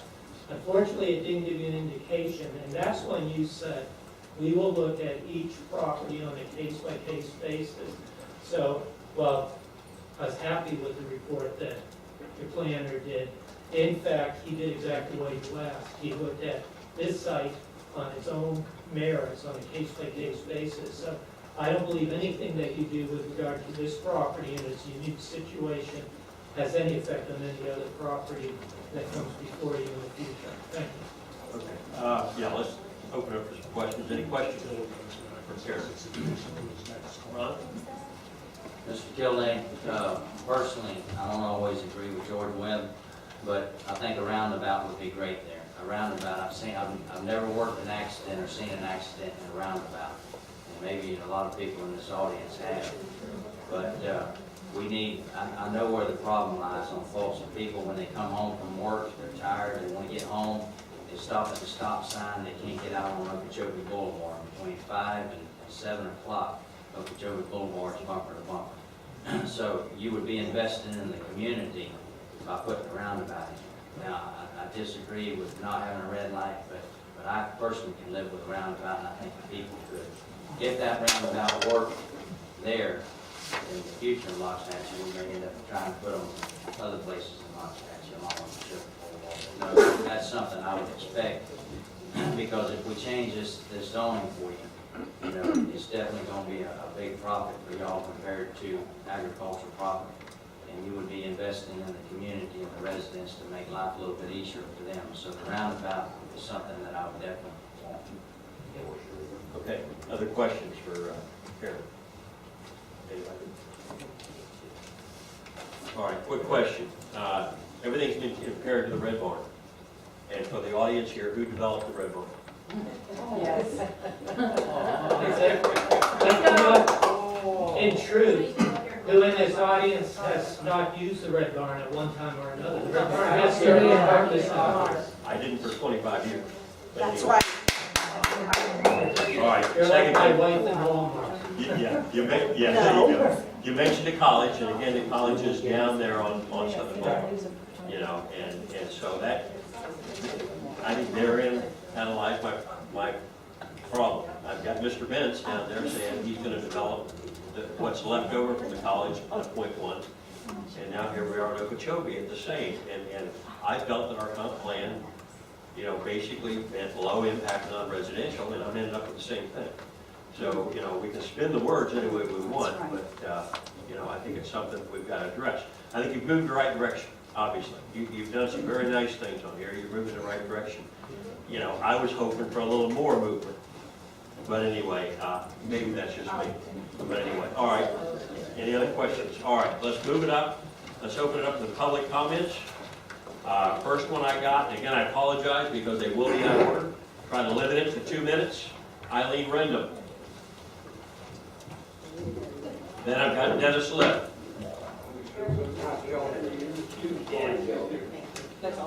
And then Bill Loud. Eileen Rendham, 14285 Collecting Canal Road. When the property just east of the Red Barn was asked for zoning changes, we were told it was for hay and feed storage and small engine and tractor repair. There's a paint store and a dance studio. We were lied to once, shame on them. The presenter said tonight that they've dropped down their space and use. Well, I used to tell my kids, ask for anything you want for Hanukkah, doesn't mean you're gonna get it. Well, they asked for pie in the sky because now it looks like they're compromising. Really? I don't know. Over the years, for the last 103 or so years that I've been involved, multiple charrettes, meetings, the neighborhood plan meetings and whatnot, have been with the community, have been held. Always the consensus has been, if we have to compromise and have commercial, Southern Boulevard is where we want it. The wording in the comp plan, the wording in the neighborhood plan was forced down our throats by the county. None of us wanted it worded the way it is. We had to deal with it. If you allow this change to go through, you are sending the message to the community, you don't really care what they want, and that's shame on you. If the corner of Folsom and Okeechobee Boulevard is given the go-ahead for commercial, where does it stop? You're giving the green light for all of Folsom and all of Okeechobee. How are you going to tell one business yes and the other one no? And I know it's on yes, each site is going to be individual. Really, you're not going to be able to say no to everybody. Compromise? Really? And what happened when we were doing the neighborhood plan and the comp plan, and the county kept saying if you have paved roads and 4 corners that are paved, you can have commercial. That's always been our biggest fear, and that's what we've got now. Really? Please, do not negate all of the past planning. Do not ignore the wishes of the community. Please consider the future of Loxahatchee Groves and where you're leading us. Just an hour ago, Mayor Browning, you said Loxahatchee Groves was unique. We've never really cared what the county wanted for us. We became incorporated to take care of ourselves. Please do it for us.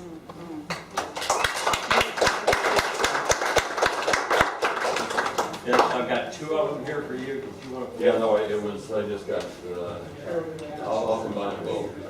The 2 were Dennis Lipp, 13402 North Road.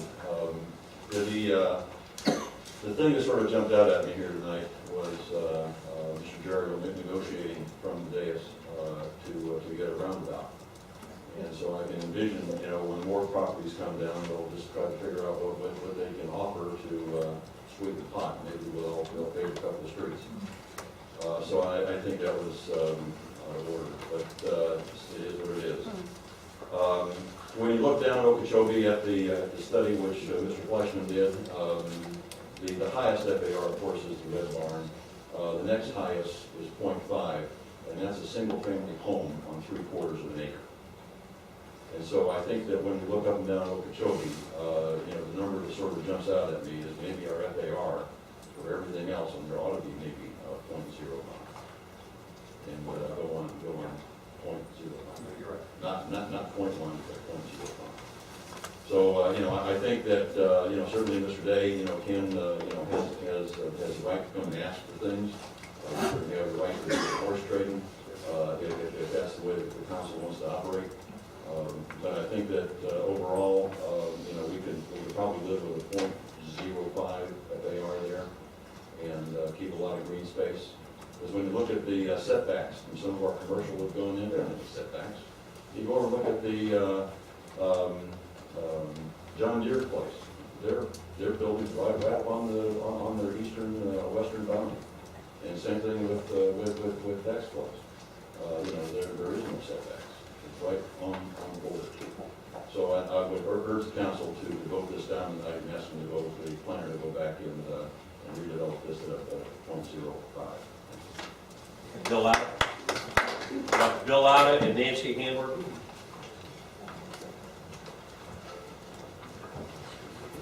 Bill Lotta, 1300 E Road. Couple of things popped out.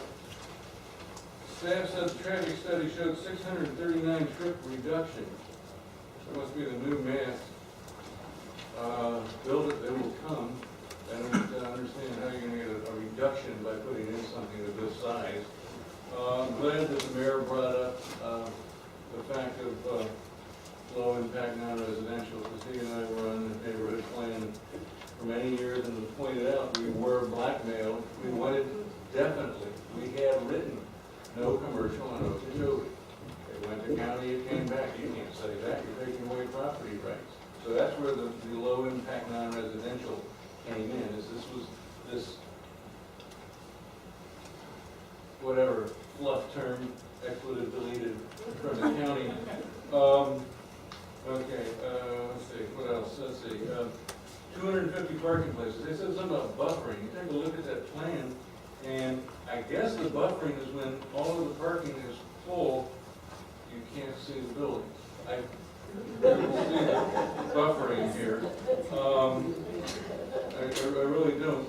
And if you take a look at what the urban sprawl assessment that was used in favor of this project, and you read through it, there are actually more points against this project in that definition, like preserves agricultural areas, activity, including agriculture, farmland and soils, open space, balance of land based on the demands of residential population and the non-residential needs of an area. That's our needs. This would look great at the corner of Military and Yamato in Boca. What I would like to see there, and this is, I think, a viable use. Anybody been to Robert is here in Florida City? I think that something like Robert is here with some pervious parking, plant some more trees, have a petting zoo, come out, see what a Burmese python is. Whatever, something like that fits the area, I think, is a much, much better use. The restaurant, what is the restaurant? I mean, is that, Longhorn, Outback, whatever. Once you approve it, basically anything goes in. Once it starts, that's your slippery slope. So, it's just, I don't know. Low impact non-residential. It's a shame we got stuck with that and we couldn't say what we really wanted to say. Anyway, yeah, 0.05, I just read half of that, put in a few trees. Just heading. Okay. Next up will be Marge. Good evening, Nancy Hayward, 14878 19th Street North. I was going to bring in some things for the neighborhood plan. I know it's been said, but I'm going to say it again. From the time that this community worked on the neighborhood plan, our vision was any commercial was going to be on Southern. We didn't want the middle of our community divided with any more commercial. When Red Barn was approved by the county, it was against the wishes of many of the residents of this area, and many uses got added to that lot that were never designed to be like the dance studio and the repair shop. County said no when Mr. Day went back and asked to have the other my neighbors made commercial. Many of us went down to the county to speak on that fact. The county said no. Why should we say yes?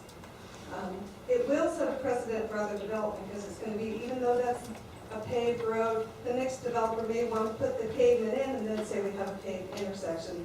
And I think if we start that chain, we're going to see 9 acres of green turn into 40,000 of paved. It doesn't sound like a low impact to me, and I would urge you to vote no on this ordinance. Thank you. Dwight Marks, Stony Brook. All right, Mark Herzog, and I'm speaking on behalf of the 30-some members that were at the Luxich Groves landowners meeting, March 22nd.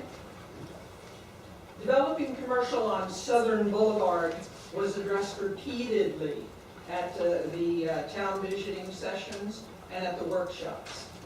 And we would ask that you honor the requests of the residents. Commercial doesn't fit into the vision residents have asked for on Okeechobee Boulevard. Repeatedly, they have asked for no commercial. Commercial on Okeechobee is not necessary and it's not wanted. Low impact is what they're asking for. When you consider the 3 projects on Southern Boulevard that have already been approved and the number of square footage for each project that now have for sale signs on them, why do we need any further property approved for commercial that isn't on Southern? When we already have 3 that have been approved and they're trying to be sold already. The town doesn't need more taxes to put into reserve at the expense of the rural quality of life. The proposed projects for the Day property are too intense. The change from single families to the east to commercial clusters of buildings and then back to single families is too abrupt of a change. The traffic generated will strangle Folsom and Okeechobee Boulevard. It's for these reasons that the members of the LGLA at the March 22nd, 2012 meeting asked me to deliver their message. We request that the town council put in place a moratorium on commercial development on Okeechobee Boulevard. We will only know what our needs will be for other commercial locations within the boundaries of our town when Southern Boulevard corridor is completed. Thank you. After Roy, I've got Bernadette. Roy Parks, 14900 Brook Road. Thanks for letting me speak tonight for a few moments. One, to address the no light issue. My understanding is originally the elementary school was supposed to be at Crestwood and Okeechobee. Instead, they had a cypress preserve there at the corner.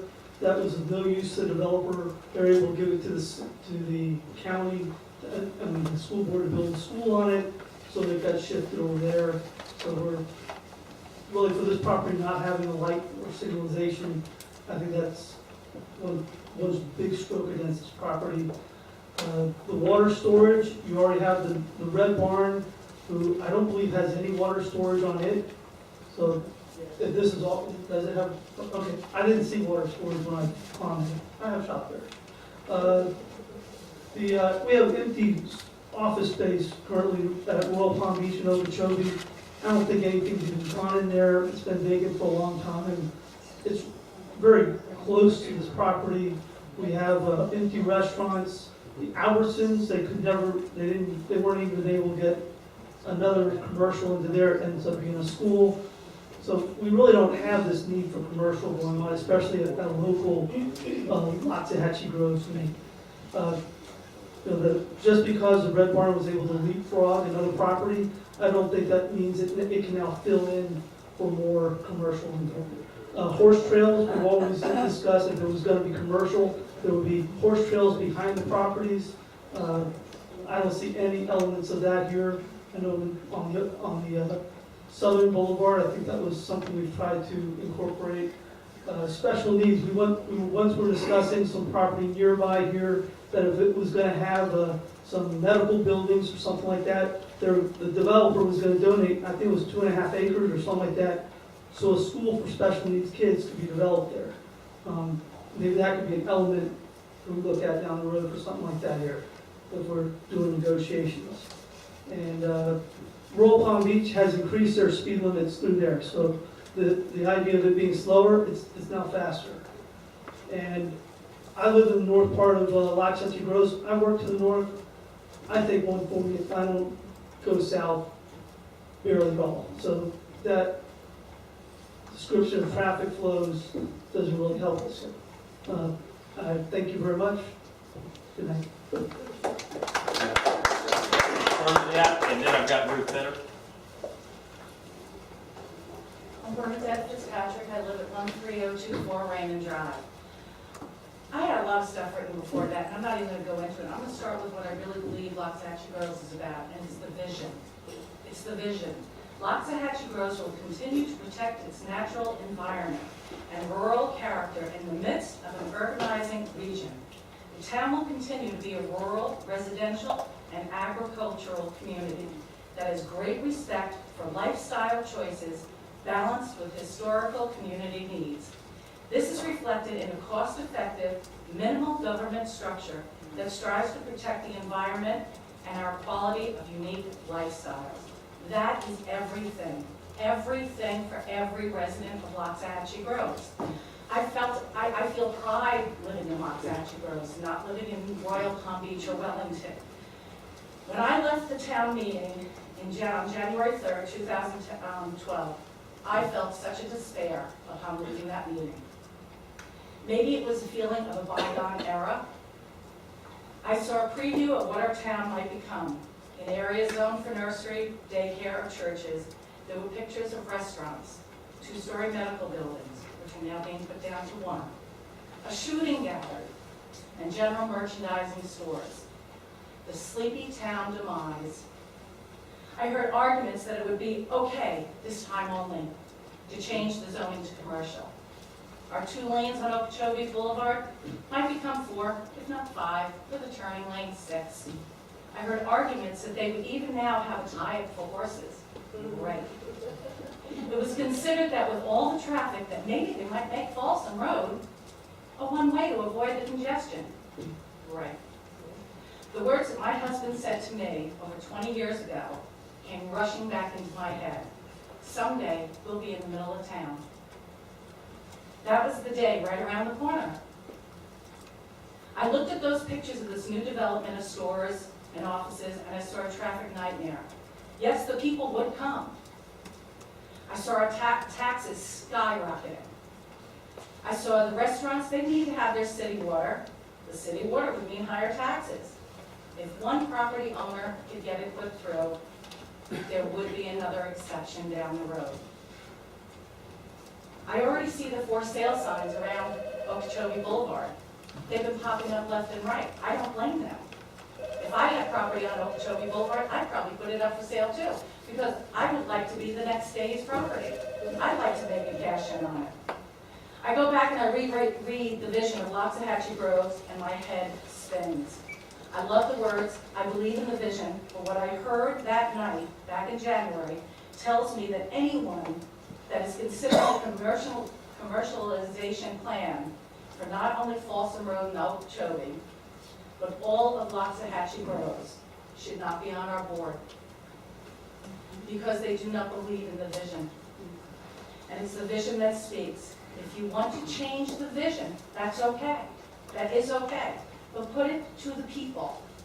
Let them be the ones that change it. They've been the ones that have stayed here, and they are the ones that believed in the vision from the beginning. Thank you.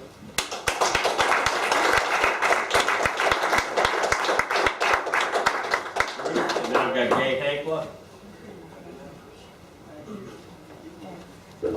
Ruth Benner, and I'm at 13095 Bryan Road.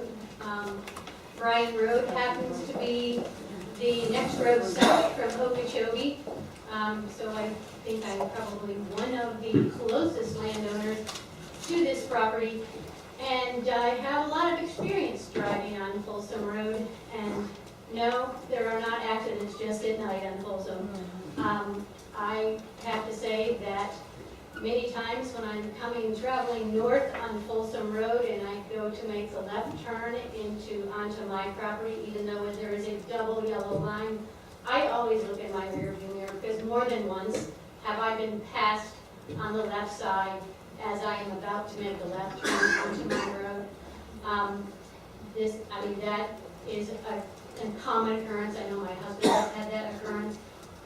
I don't know, I did not hear how many trips per day is estimated that this will create. The average daily trip generation, I don't have the study with me, but I think it was 602. 1,600? You know, we have an opportunity to keep our community a unique community. I am just very concerned that as the interpretation of our land use plan was used in the staff recommending this property for development, that same interpretation is going to be used as they look at compatibility of neighboring properties. And if this is commercial, then the property across the street would be compatible with this use. Where does this stop? And I don't think our community needs this. I mean, I think that there would be a certain reasoning if there was not the services available that this commercial would provide, but the very same type of services that this commercial is going to provide our residents is available not more than a mile down the road. And I just do not see that this is in line with what everyone envisioned for Loxahatchee Groves. And I think this is like, you know, opening up the floodgates of commercializing Okeechobee.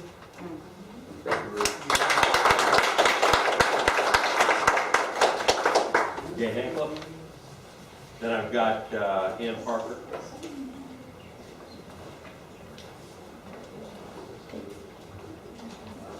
I'm Jay Hancock on an Okeechobee and D Road. I support Bill Day. Not one of you have gotten up and spoke previous to me live on Okeechobee. I support Bill Day because his property is a unique property. It's not going through all of Loxahatchee Groves. And you already have commercial next door. And if anybody owns on Okeechobee that doesn't live there, check out their taxes.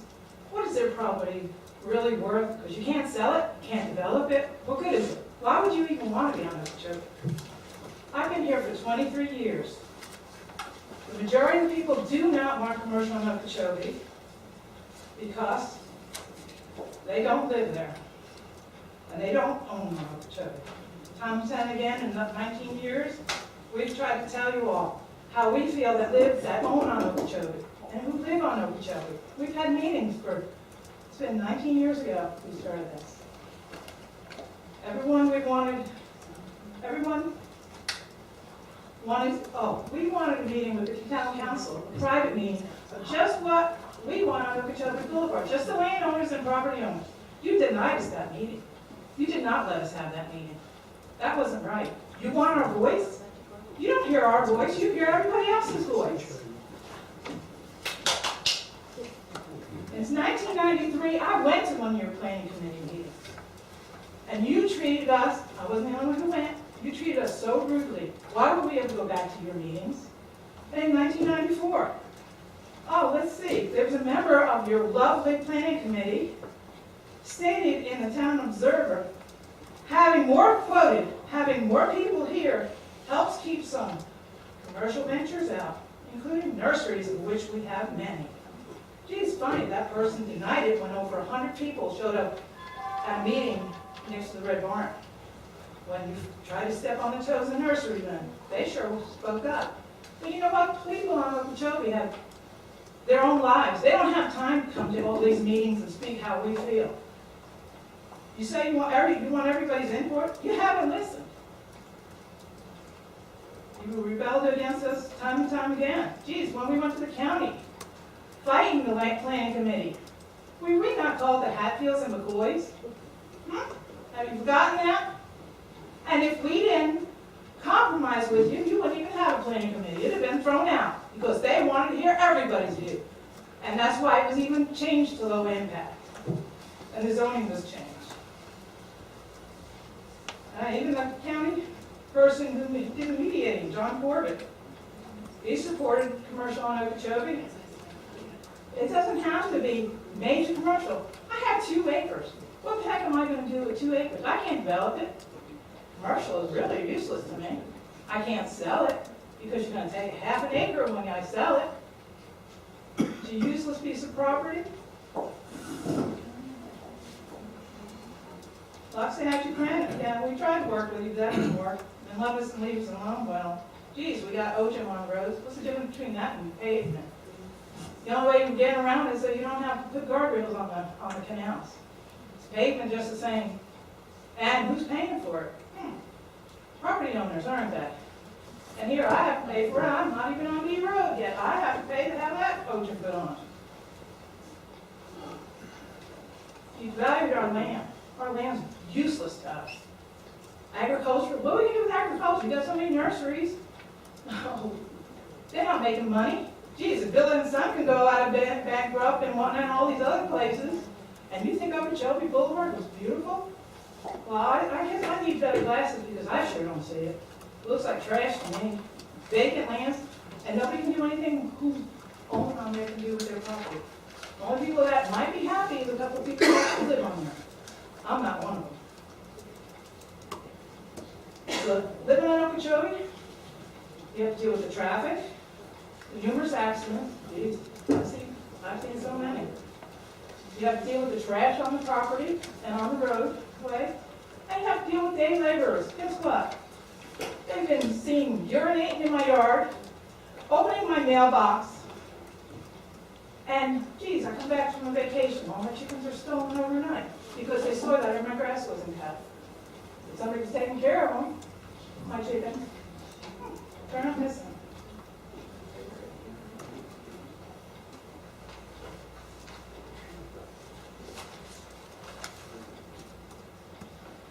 Sure do love the blue lights, love the Loxahatchee Groves.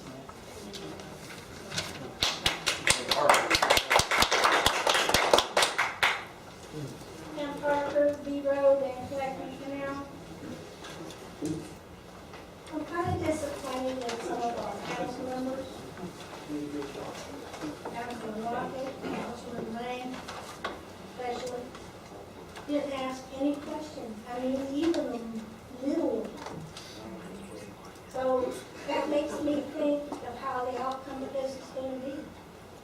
Mr. Rocket, Councilman Rocket, all he talked about was roundabout.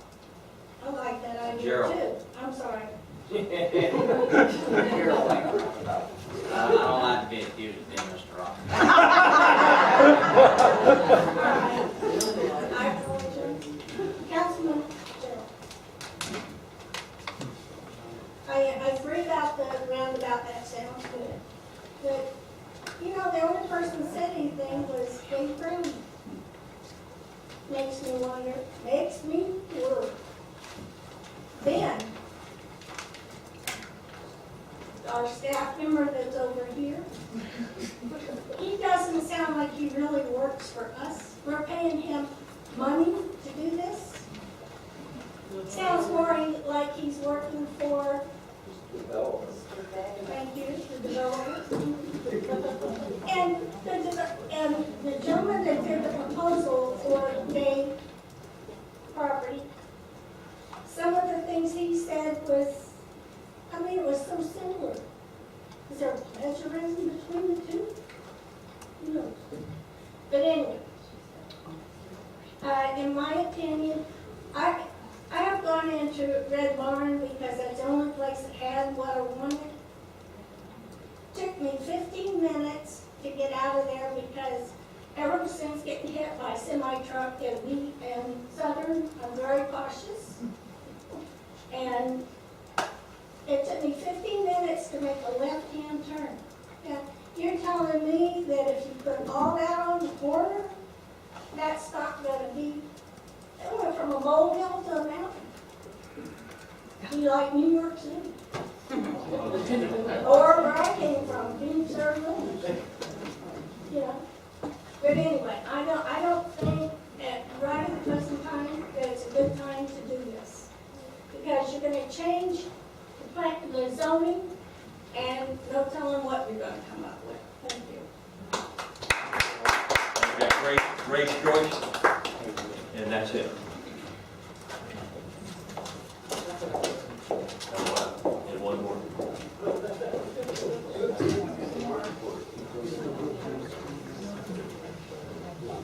For the record, my name is Grace Joyce.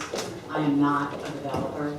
I've been living in the town of Loxahatchee Groves for 22 years, and most of you who know me, I'm usually the one screaming about the size of the development, and please don't move forward with this. And it's not consistent with the comp plan, and people are going to be coming from Wellington to utilize this massive development, which is definitely urban sprawl, because that's what we are. Let's face it. Luckily, the town of Loxahatchee Groves, or the folks in the town of Loxahatchee Groves, recognize the importance of incorporating, and we did that. And we put together a comprehensive plan, which we may or may not have initially liked, but moved forward with what the county requested us to do. I probably, for about a year now, you can all agree that I have been stating we need to look at the comp plan, because there is no vision for Okeechobee Boulevard. And time again, I've been knocked down at that request. We want to look at it by case basis. Well, now you've got that. Your staff did an outstanding job. I have been in the planning field for 8 years. I worked for the Community Redevelopment Agency for 7, so I understand the language. And we're all emotional about this. We all feel a certain way, we believe certain things. That counts for nothing when you're sitting up there. You have to look at the policies that you all have put into place to protect the town. And if you are not clear in defining commercial low, well then shame on you. You have an application before you that staff has found it complies with all the standards, the findings, the policies that have been set forth in the comp plan. And again, I urged you, I don't know how many times, to review this and look at this, and no is what we got. So, as a land planning agency member, I did support the application. I was happy to see that they incorporated the changes that were important to us as an LPA, and I want to thank you for that. But if this town is going to protect ourselves, we can't allow 197,000 square feet of commercial development, even if it is on Southern Boulevard. I've been out here 22 years. That's not what I want. However, I wouldn't mind being able to stay in my own town and getting services that I need. I mean, we're so willing to allow nobody to come in to our community. At the same token, we're telling everyone on the outside, but we need you because we don't want a restaurant in the town of Loxahatchee Groves, and we don't want a place where our families can gather in the town of Loxahatchee Groves. So again, I think if our vision has changed, and someone brought that up, then we need to sit down and work on that.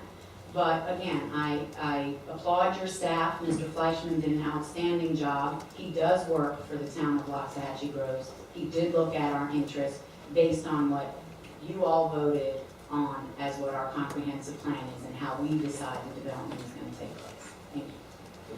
Okay, Barry McNichols.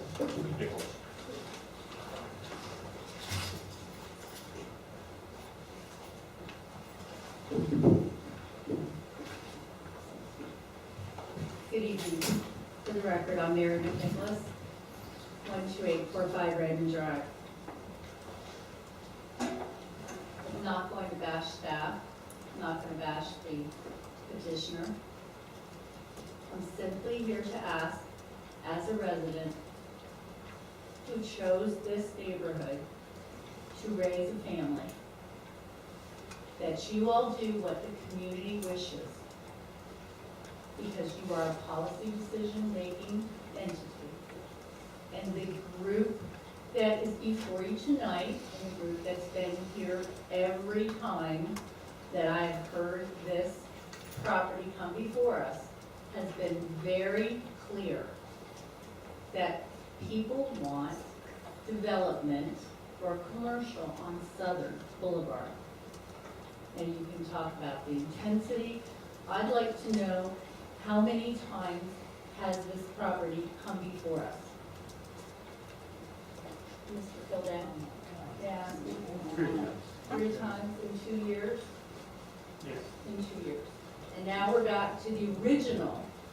So when we talk about waste and efficiency and effectiveness and government light, it's wearing on everyone. It's wearing on all of you. I don't envy sitting in your position at all. But what we're asking is that please listen to what the community desires on this. And you have that right to do it. I can take exception with a lot of different things as far as the traffic flow on south of Okeechobee on Folsom. There's a lot of traffic there. There's a lot of problems. I don't love the negotiating going on about, traffic lights. Whoever wants the traffic light at Key Road and the impact fees, that's really not appropriate for right here. But looking at this, we need to protect, as everything's growing around us, we need to protect the donut hole. And we are the hole in the middle of the donut. We're our own little slice of paradise. And I ask that you all please look at this that way. Thank you. I have no other public comments.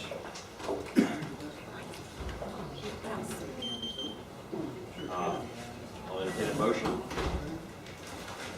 Any other comments by council members? I've got a couple of comments, but there's a lot of people in this audience that do not like to get up and speak. I'd like to see a show of hands of anybody that supports this project, please. Anybody that supports it. As is or with modifications? One with modification, okay.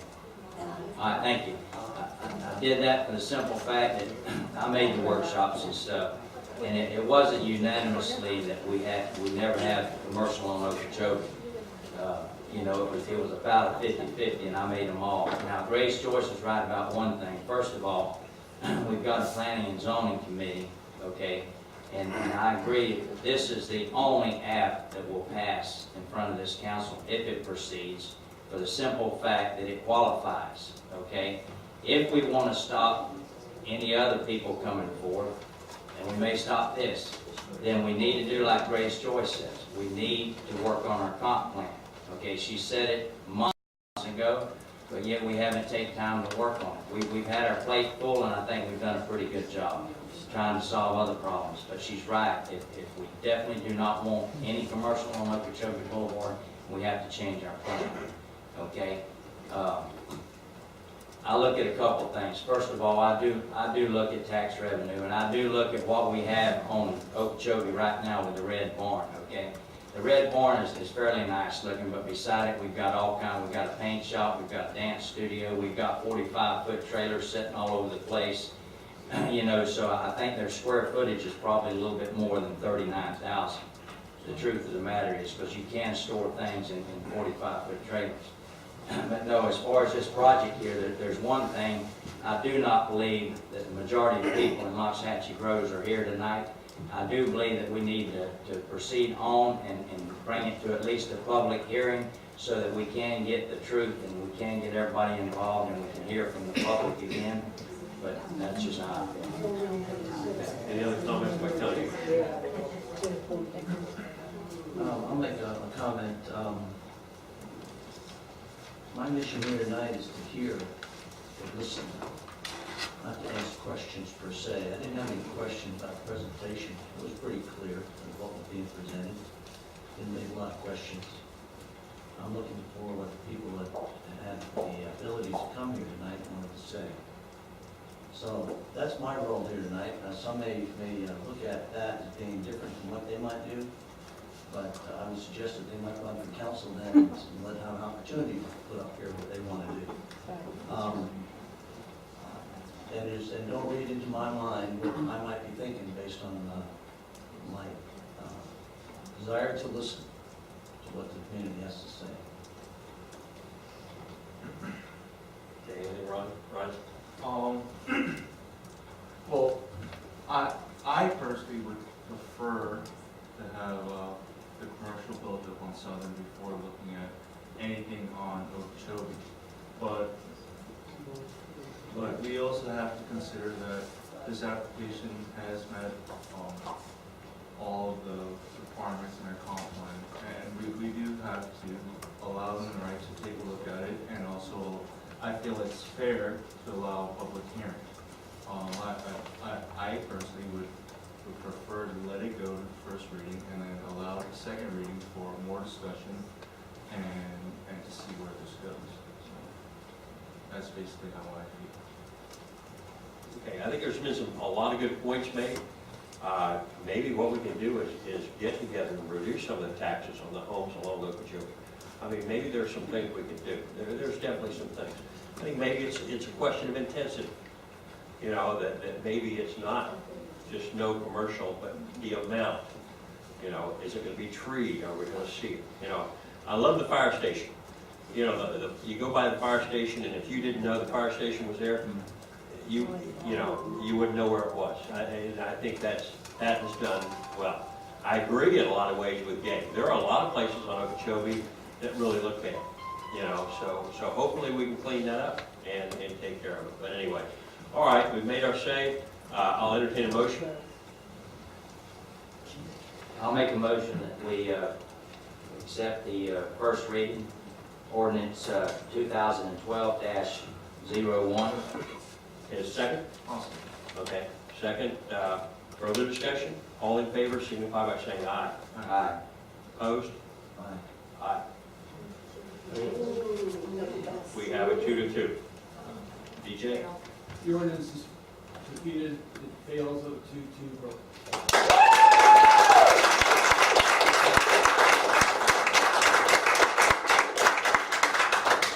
Okay, let's take a little break. Come back here.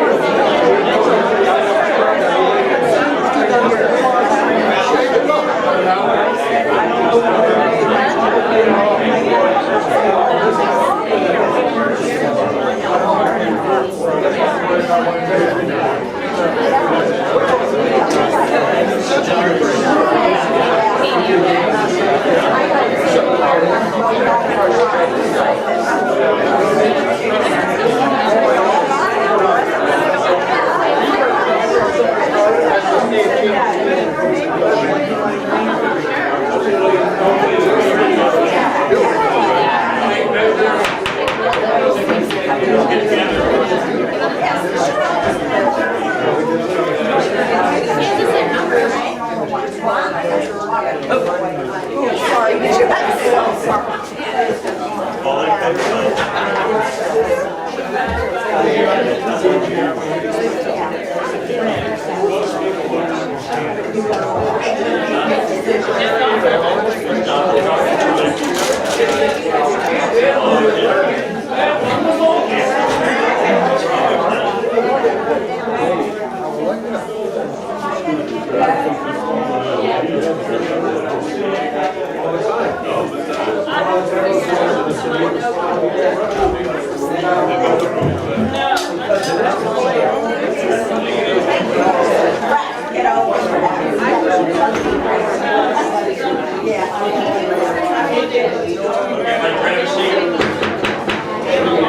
Oh my God, that cleared the road.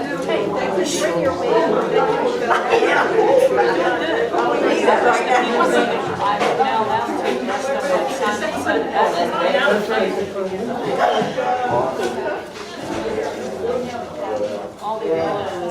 All right, moving on to resolution number 7. 7A. Resolution by one only, resolution town of Loudon, Michigan, Board authorizing establishment of development review committee to review site plan application prior to planning zoning and board review, provide permission for the development review committee, provide for town manager coordinating meetings for the development review committee, provide for cost recovery, provide for other matters relating to the development review committee, provide for an effective date. All right. All right. I'll entertain a motion on this resolution. I'll make a motion to approve resolution 2012-15. 05. Okay, is there a second? I'll second. Okay, second by Ron, discussion by council. All right, what's this going to, just to clarify for everybody that's here, Mark, fill us out. What's going to happen here? What is he? Well, the way this resolution has been drafted, the town attorney and I indicated last time, we're looking for this committee to serve and review technical applications. Now you see it's written to talk about site plans and plats, which are two of the more technical type actions. Now, if you look through in many municipalities, what they'll do is they'll use a development review committee to review all types of applications, rezonings, annexations, etc. We're not looking to do that because of the fact that we are on cost recovery and the vendor system that we have, that is not, we can do the review on the other items without having to go through the full committee. This is strictly site plans and plats. And of course, we wanted to have it in place because of the fact that we do have the applications coming up with the shopping center and the college, and we didn't really have a good vehicle to go ahead and do those reviews. As some have suggested, and I would agree with them, probably it would be good form in the future to do it more as an ordinance and a resolution. Again, this was simply a matter just to have on the books and to be able to utilize it while we needed in this short term. At some point in time, we'll make that action and put it into ordinance form, put it in unified land law. Thank you, Mark. All right. Any other comments by council members? All in favor, Hey, signify. I had a comment on that. Oh, I'm sorry, Dennis. Yes, you did.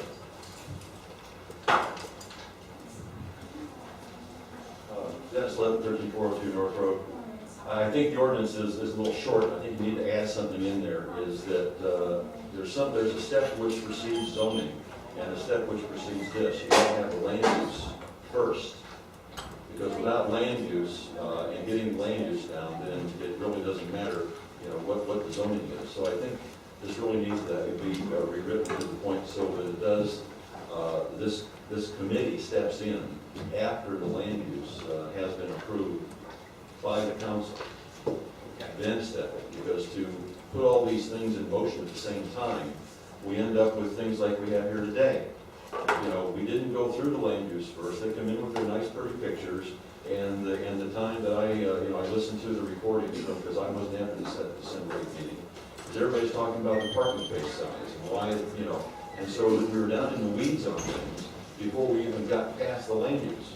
And I served on the county's planning commission, and land use is was what I was on. And the planners were disciplined to come in and not be showing pretty pictures of what something looks like, because that's not it. Because you gotta figure out what the shape of the puzzle is gonna be before you end up putting the picture on top of it. So I would urge the attorney to put in there that this is when the land use has been, then this committee involved. Okay, is everybody all right with that? What are your thoughts? I mean, this is foreign to me, so I'm really curious. I'd like to hear from staff. What do you think? Well, I don't think it's necessary. The land use will be established, it's only, once again, it's only for site plans, and it's only for plats. So obviously, if somebody's coming before you, they're not gonna be, if they had land use plan amendment, that would all have already have been resolved. If they're coming before you with a plat, again, that's a technical review. I mean, we're not looking to do rezonings and all the other applications of that nature. So the land use will be taken care of prior to this. Absolutely. It's a technical review. That's all it's covering. That's all this is. All right. So, Add to that, any? Well, as it's been discussed, you really shouldn't be in a position to accept a site plan application or a plat application until you have addressed the land use classification or your comp plan. Only then is the property subject to an application for development, and it probably requires a plat. And then, once the plat's addressed, then you would have a site plan. You should follow in that sequence. Then you do need a development review committee, but there's nothing for them to consider until such time your land use designation issues are resolved. And our town manager in name such a committee meeting, correct? I can. You do? I mean, that would be normally you would schedule a meeting of this review committee. That's correct. I don't, you know. Which you would be doing all your homework to make sure that there is such a land use already proceeding. So we would not enter into a situation where this in fact comes about, where we have to consider land use as part of this review, technical review. That's correct. It's probably a good portion of the members are going to be under the cost recovery, and obviously we're not going to set a meeting where cost recovery is going to be in place if it's not warranted. So this sounds like what we have is fine, the way we have it drafted. I believe so. all right. Well, if we need to change something in the future, we'll change it. Do we have a motion? Do we make a motion? I make a motion. Yeah. What do we have? A second? I'll say. Okay, Jim makes a motion, Ron seconds it. Any further discussion, all in favor signify by saying aye. Aye. Any opposed, same sign. Passes. Moving to intergovernmental coordination. Martin. Thank you, Your Honor. This is my report. We do have a number of things. I'll try to run through them very quickly. First, with the IRGC, we had the original meeting was scheduled for March 28th, and we postponed it. It will be this Thursday, April 5th.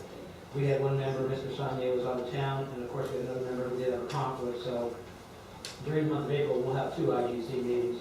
First being April 5th, and I will update you on my next item, which is we are going to have a second meeting this month on April 17th. The purpose of that is to try to get through a lot of our general business items, being that we had to review the day property tonight. And on the first, we'll have land use planning related to the commons and shopping center. So it makes it tough to get a lot of items in there. We'll do that on the 17th to try to wrap up a lot of business items. And I will give you the IGC report on the 5th at that meeting. The next item I wanted to let you know about is we did successfully conduct and have the noise meter training. It was conducted on March 29th. We partnered with Royal Palm Beach, and the training occurred at the Barber Center in Royal Palm Beach. We had 4 individuals from the town that received the training: Frank Shiola, Tina Wozniak of Two and Taylor, Steve Hanline of our staff, and I attended. So we all received our certificate of training. Royal Palm Beach was very hospitable, and because we split that in half, it really costed the town a total of $300, which is pretty good, $75 for each member that was trained.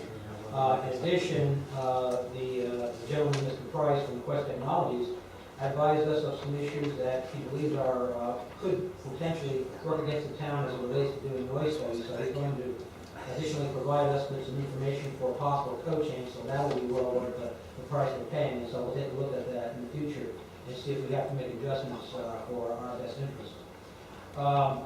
We did submit our grant, our recreational trails program grant. This is what it looks like. We got it out on Friday, got it in the mail in time. So now we'll be hoping for a positive response from the state. Just want to let you know that grant is out for their review. My next item is... Mark? Yes, sir. To interrupt you momentarily. That was a great job, a lot of work. I happened to see the working process, and I pass along our thanks for a great job. I will do so. Thank you very much. First grant. The next issue is, council at its last meeting talked about the potential for offering a reward for some of the situations going on in town as it relates to destruction in the Odeon project. Mike is aware of it, is working on it, and he will bring something back to the council at the April 17th meeting. Just wanted to update you and let you know about that. Mark, I need to speak on that reason.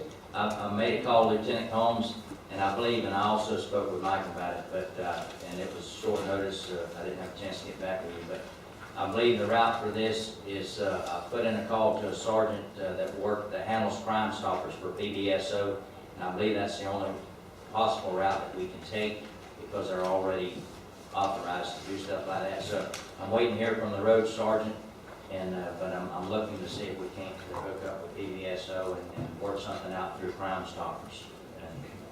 Fantastic, thanks.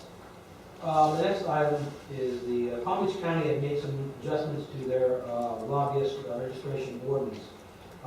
Mike and I are currently in the process of reviewing it. It appears that there was an option that you could opt out of following that ordinance as it's currently drafted by the county. But basically, all it requires us to do is to provide a form that we have to register folks when they come in. And it's not for every item, it's for people that are actually coming in to lobby, if they're trying to come in and lobby the staff, whatever, as far as it relates to a zoning item, land use item, procurement item. So in the meantime, we are going to, follow the county guidance and do that, keep that form. In the meantime, Mike and I are still going to be reviewing the ordinance to see if it makes any sense for the town to attempt to opt out, and we will advise you on the 17th meeting what we think our action should be in the future on that. Jim on Clinton Canal Road. You asked us to look into it. I did talk to the engineering firm that we were using out there, and as well as the current contractor in North Florida, emulsified as it relates to Ojim. Did receive some quotes. Right now the quotes are very high. The quote just for the Ojim is about $300,000, and they've advised me that doesn't include some of the drainage concerns they will still have to look at. And talking with them and Clete, there's a lot of rock that would also have to be included in order to make the roadway acceptable for the Ojim. Additionally, I talked with Mike, and he has had some conversations with Mary Viator. The district would like to talk to us about that. So we're looking at about that project. So we're looking at trying to have that meeting within the next 2 weeks. And again, Mike and I will come back to you with some kind of final conclusion as at least some update on the 17th. Obviously, an option would be we may have to do the project as a separate standalone project due to the cost, but we're going to work it out and we'll get back to you with some more definitive information on that 17th meeting. Another project we're working on, Hawaii Okeechobee Boulevard. I spoke with Tricia Barr. She's a PE with Simmons & White. Simmons & White is a firm that was selected by Palm Beach County as their service provider as it relates to, and contractor as it relates for signal design. Now, we talked about a lot how that could happen, the type of improvements the county may require in putting in the light. She's been very helpful, and she has advised me that we really have to start. I have to talk to a Farouche Dubar in the county. The way you start the process is you sit down and work out an agreement with them as it relates to the installation of the lights and all the improvements that might be necessary. Generally, when you have this agreement, then you move forward in the process. So my next step will be talking to her. Again, just wanted to give you this update to let you know that we're pursuing it and working on it, and we'll continue to go forward on it. Website development. As you know, we did do some piggyback procurement on the website to get it moving. We expect that the basic design is done. Our staff has been working with the website provider. The website provider now has our initial draft of the information. We believe that the design is very simple, but yet that it will be very accessible to residents. And we're going to have our banner. We're going to have a lot of drop-down menus at the top. We're going to have 12 main icons to connect on information. I think it's going to be, as I said, very user-friendly, and I think you're going to like the website. We anticipate that it will hopefully be completed within 60 days or sooner. eCity Services, who is our provider, currently has the information we provided, and they're starting to put it together as a first draft. So we're making progress there. I would also like to inform the council that last Friday, The town did go ahead and work with the county, and we do have all the county planning and zoning records that they put aside for us. So we do have possession of them now. It's just a question of going through them and filing them and getting them in some order. There were about 15 boxes. I think it adds up to about 100, I guess like 150 files. Of course, some of these files are very thick with a lot of information. So we're excited about going through that to see what we have. That little treasure trove of information. And finally, one last item that I'm working on. Councilmember Leanne had asked about, was I aware of a definition as it related to rural character, and that such a definition might be in the town's best interest in development in the near future. So I indicated that I would at least take a stab at looking and see what I could find, just to kind of let you know what's out there and something that we may have to develop. It's very interesting because you don't find a lot of definitions readily available on rural character. What they do is they kind of break it up. You have to look at the rural, and then you have to look at the character. But it's something like this. Rural character would refer to the land use and development that allows vegetation to predominate over the built environment, that is compatible with the use of land by fish and wildlife, and that reduces the amount of undeveloped land converted into a low-density sprawl, among other characteristics. I don't know if I agree with all that, but I'm just telling you that's one definition. And of course, character, from a zoning standpoint, talks about an area, the special physical characteristics of an area that set it apart from its surroundings and contribute to its individuality.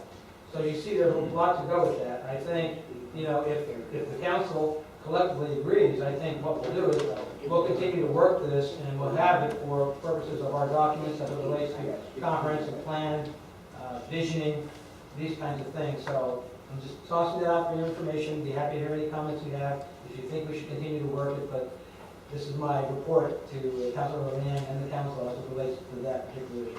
Okay. And with that, Okay, comments, questions for Mark? I've got some comments about some subjects we talked about.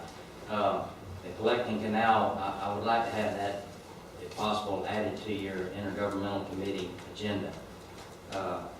Make it number 5 or whatever, but I think that needs to be discussed.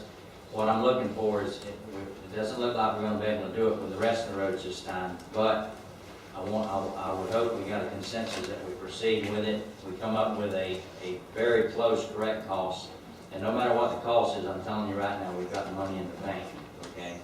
And that's one thing that we need to do. The other thing would be, I want to mention tonight about trying to cut costs for the people that's already agreed to pay for the Ojum roads. Now, I did a little research with the help of John Ryan, he's my financial man. But basically, as a town council or as a town, there's certain things that we can pay for through the gas tax funds. And some of them are the speed humps, the signing, the grading and drainage modification, maintenance of traffic. That's when they control traffic on the road to preserve the road so they don't tear it up while they're working on it and different things. And grade and compact the existing grade, the fill we put down and the compaction of it and the grading of it. Now, make a long story short, the roads that we have done already, and this is just A Road, North and South C Road, and North D Road. And that's my main concern because the residents are paying for that. If we took care of what we're legally able to, anything that has to do with speed and control, all these roads would cost the town approximately $220,000. And that would cut the cost of the residents. The other thing is, I would like to have it put on the intergovernmental committee meeting that we start. Mr. Rocket came up with a good idea. He felt like there's got to be some way that we can do a percentage or per mile or whatever calculation we can come up with to cut the cost for these people that's already going to have to start paying for these roads. So I would like that to be discussed at the intergovernmental committee. But right now, I would personally like to have a consensus. Do I have to make a motion of if the town council would agree to take care of the signage and the stuff that we can do legally, which would be approximately $220,000. That would cut the cost right off the top, and that would be fair for everybody. Okay, Mark? if I could just a second, let me just opine on those two items. Relative to some of the issues you just brought up, Councilman Gerald, as you know, you have asked us to put together a CIP, and we will be bringing that back to you in May. And I think that represents saw the chance for you guys to come up with something that's really outstanding, because some of the projects that we've been talking about tonight can now be further defined in that CIP, such as the Ocean work that you're talking about, such as the light at Okeechobee and the D Road. So, and now we can, we've talked about it in the past, and I think we talked about it more from a general standpoint. I think this gives us the opportunity to get specific in that regard. So I just wanted to remind you that that's going to be coming up in the next month. The other issue is we had Frank Shiola go out and do an inventory on a number of signs and deficiencies that we have. And he's actually come back and brought back a list, I believe it's over 200 signs, that relate to missing street signs, missing traffic safety signs like stop signs, speed hump, that kind of thing. And we're in the process of attempting to get our 3 quotes to see if it would qualify in the open market method. And so far, we've had one very good quote, and we're hoping that we'll have 2 others so that we can get a lot of these signs up very quickly that I think will enhance the town and will help us, and especially in terms of areas where they have missing street signs and things like this. So we are working that, and I wanted you to be aware of that when you mentioned Signs Councilman, because we are kind of ahead of that and we're working that issue right now. And my concern is, and Cleve might can help me out here, but I know that when they finalize the D Road Ocean and he moves out of here, I would think that's when we would finalize our loan from the bank. That's why I don't know if it would be better if the town had a consensus of paying for the cost of the signs and stuff, so that the loan amount would be less. I don't know if it would affect. In other words, we wait until May, and then we've got a loan from the bank. In other words, I don't want to have any penalty costs or stuff like that. So that's one thing I'm concerned about. Sure. Ron mentioned the subject that we touched on a couple of times, and I really think we need to, next meeting I'll bring that forward, is to me, if we try to go through and pick items that we fund, I think we'll lose the intent of what we've talked about, is to try to basically make the road costs per acre affordable in many cases for those that can't meet the number. Specifically comes to mind is north half of North E. And the idea of trying to come up with my approach is different. It's not pay a certain amount per se. We need to know that. But it's to what comes up, set a number that everybody would pay and max it out, so that whatever is left over, we would pay. And we have to assess that. We have to do some estimating of that. But that makes it so that if you live on North E, or if you live on A, North A, you're going to pay no more than a certain amount. If you looked at the 4 segments of roads we have, I believe 2 of the roads, your payment per acre was in the neighborhood of $150. 2 of the roads in the neighborhood of $100. So there's inequalities there, and I don't think we can make them equal by trying to pick and choose some of the specifics. I think we can get where we probably want to go, but it's kind of like looking at the other side of the coin. It's what is the max that we can maybe set the number, so that as you move forward and people that are trying to consider this, that haven't had the road open, we know that there's some activity in that respect right now, that they have an idea, at least what it might cost them. And I think if you go around and at the end of the day, if years to come, everybody decided, and again, it has to be the road, people on the road have to make the decision. I'm very much in favor of that. They don't want an OGM option, then they have the absolute right to reject that. But as we go forward, we can, if you will, spread around so that the cost is equal for anybody, no matter whether they live on a road that's got no neighbors across the street, or if you got a couple of feeder roads that are very heavily occupied, where you can count the term affected owners into the calculation. I think that's a better way to go. And the beauty of that also is that when we already have paid for some of North Road or North Road sections, when we do this formula look, and for example, I use B Road, North B Road as an example, when they come up with the cost of doing just B Road, now that the apron on the north is done, they may come up with $110 per person, per acre. I said, And so, in essence, we have paid some of that subsidy by doing the apron. And we'll still step in and do the last $10, for example. Not that there's an absolute number yet, but at the recommendation, at least I would probably like to take forward, is let's start at the 100. Let's see what the numbers look like. Let's put something together, and I'll make it available next meeting, working with town staff. And then once we kick it around, we can give it to finance committee to take a look at it, and then come back and give us some recommendation on that, or the other options of picking items specifically and trying to pay for them as we go. I think that, I mean, I prefer the latter than what. I agree with Ron that we can do these types of things, but I'm trying to look long-term and have a formula that applies equally to everybody. Okay, Ron, one last comment. Jim's got a good idea. The only thing that bothers me is we spend a lot of time thinking, researching, and we're gonna finalize this loan, okay? Now, to me, when we take care of all the signs and speed humps and stuff like that, there's no doubt about it, that's fair for everybody. Some roads may have more speed humps than others, some more signs than others. But I'm looking at, we've got the money in the bank right now, and if we take care of that, call it nitpicking, whatever you want, if we take care of that, then when we start figuring the percentage per acre, the percentage will be less. In other words, pay the $220,000, take care of the signs and stuff, and then do your percentage, because I'm telling you right now, it's gonna take months before we come up with we're talking about it next meeting, and then maybe in May we can come up with a solution. So if you're gonna figure percentages, let's help the residents right now, cut it to $220,000, and then we figure the percentages per acre to cut it even more. That's just the way I feel, but I can go either way. One last comment for you. Okay. You don't, whatever we do, Ron, does not preclude the loan being finalized. The formula and concept of maxing out the amount, let the loan go through. But as the loan gets paid, we can step up and start paying something. That's another way. Our funds will end up either paying for the work directly or paying for the loan to cover the work. Either way, it's not going to stop the fact that we can go forward with the loan as it is.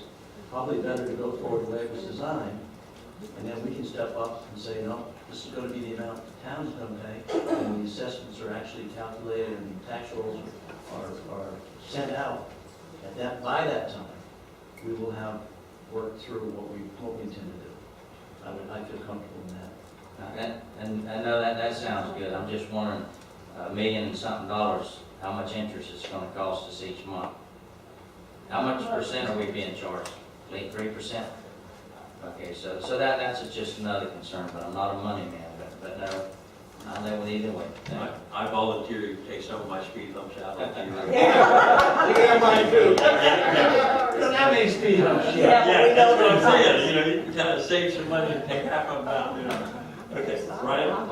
I like Ron's idea of trying to help out the residents, you know, with these signs and with the speed humps. But what I'm concerned about is that, you know, with our capital improvement projects, you know, we don't have a good number of what all of our projects are going to cost. I mean, just the traffic light alone costs us at least easily $2 to $3 million. And it could add up depending on how engineered the county wants this traffic light to be. And if we spend all our money on the speed humps and signs and we don't have money for the light, that's a problem. So I think we have to first look at our capital improvement projects, see what money needs to be set aside, and see what monies we can use. And then also the other concern is that with the gas tax revenue, I'd like to make sure that there is money set aside for the maintenance of the non-district roads before we start trying to spend it on other projects. I think somewhere in the middle, and I believe staff can come up with something. Originally, we talked about the town paying for all of North Road, because it basically cuts the cost of everybody on all those roads, you know, because their assessment pays for part of that.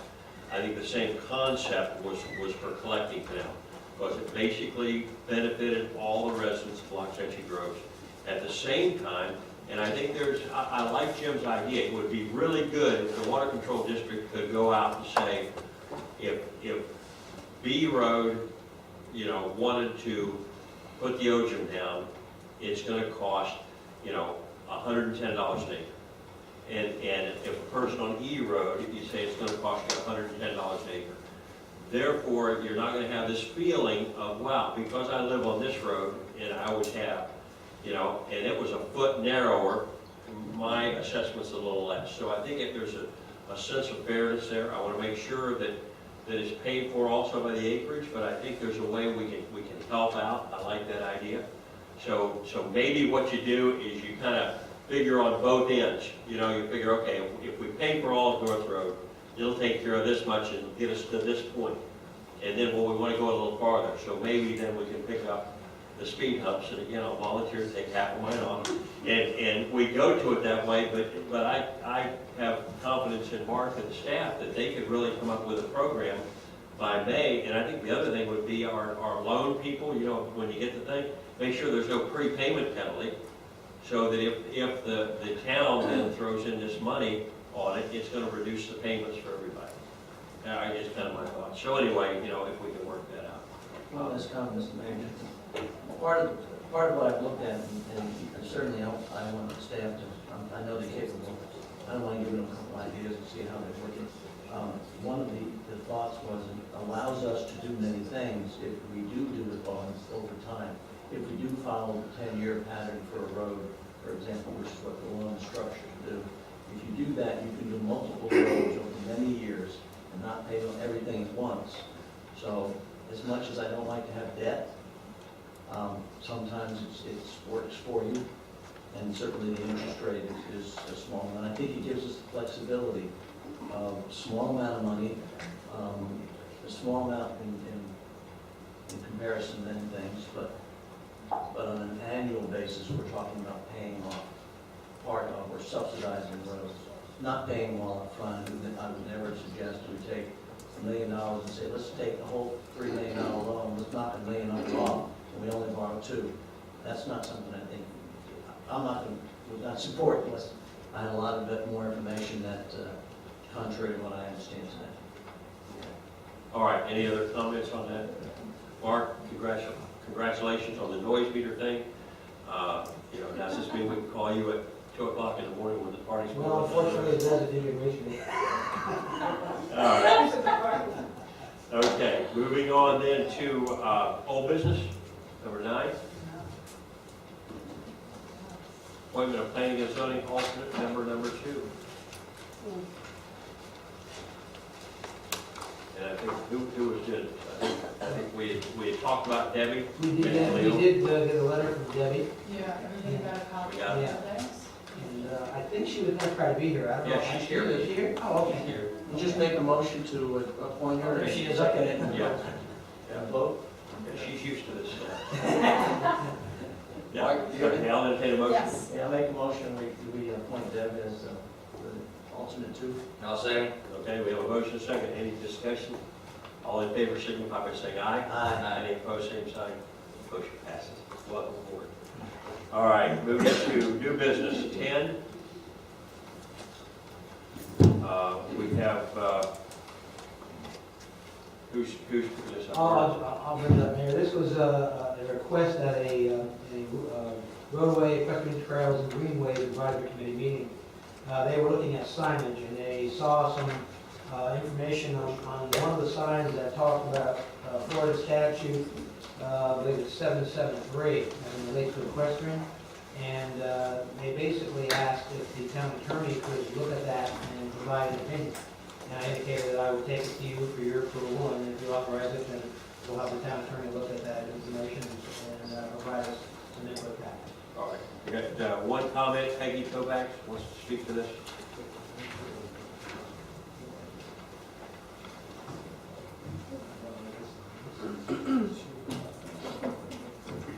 My name is Peggy Kovacs, and I've lived out here for 23 years.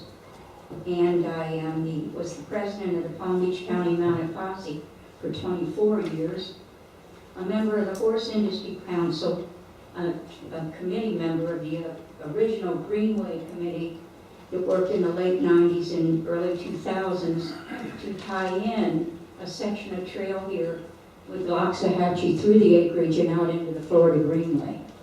We proposed and designed a perimeter trail system, and during that time I brought up a proposal that we had the county look into at the time when Commissioner Metsolati was the commissioner out here. And it was a simple proposal to open up the canal side easements with all the OGM and everything put on the road. I want to read a little letter here. To the horsemen and women and concerned residents of Loxahatchee Groves. I've lived in Loxahatchee Groves for 22 years. I've watched with deepening concern as our riding space continued to shrink and soon will become non-existent as the road paving project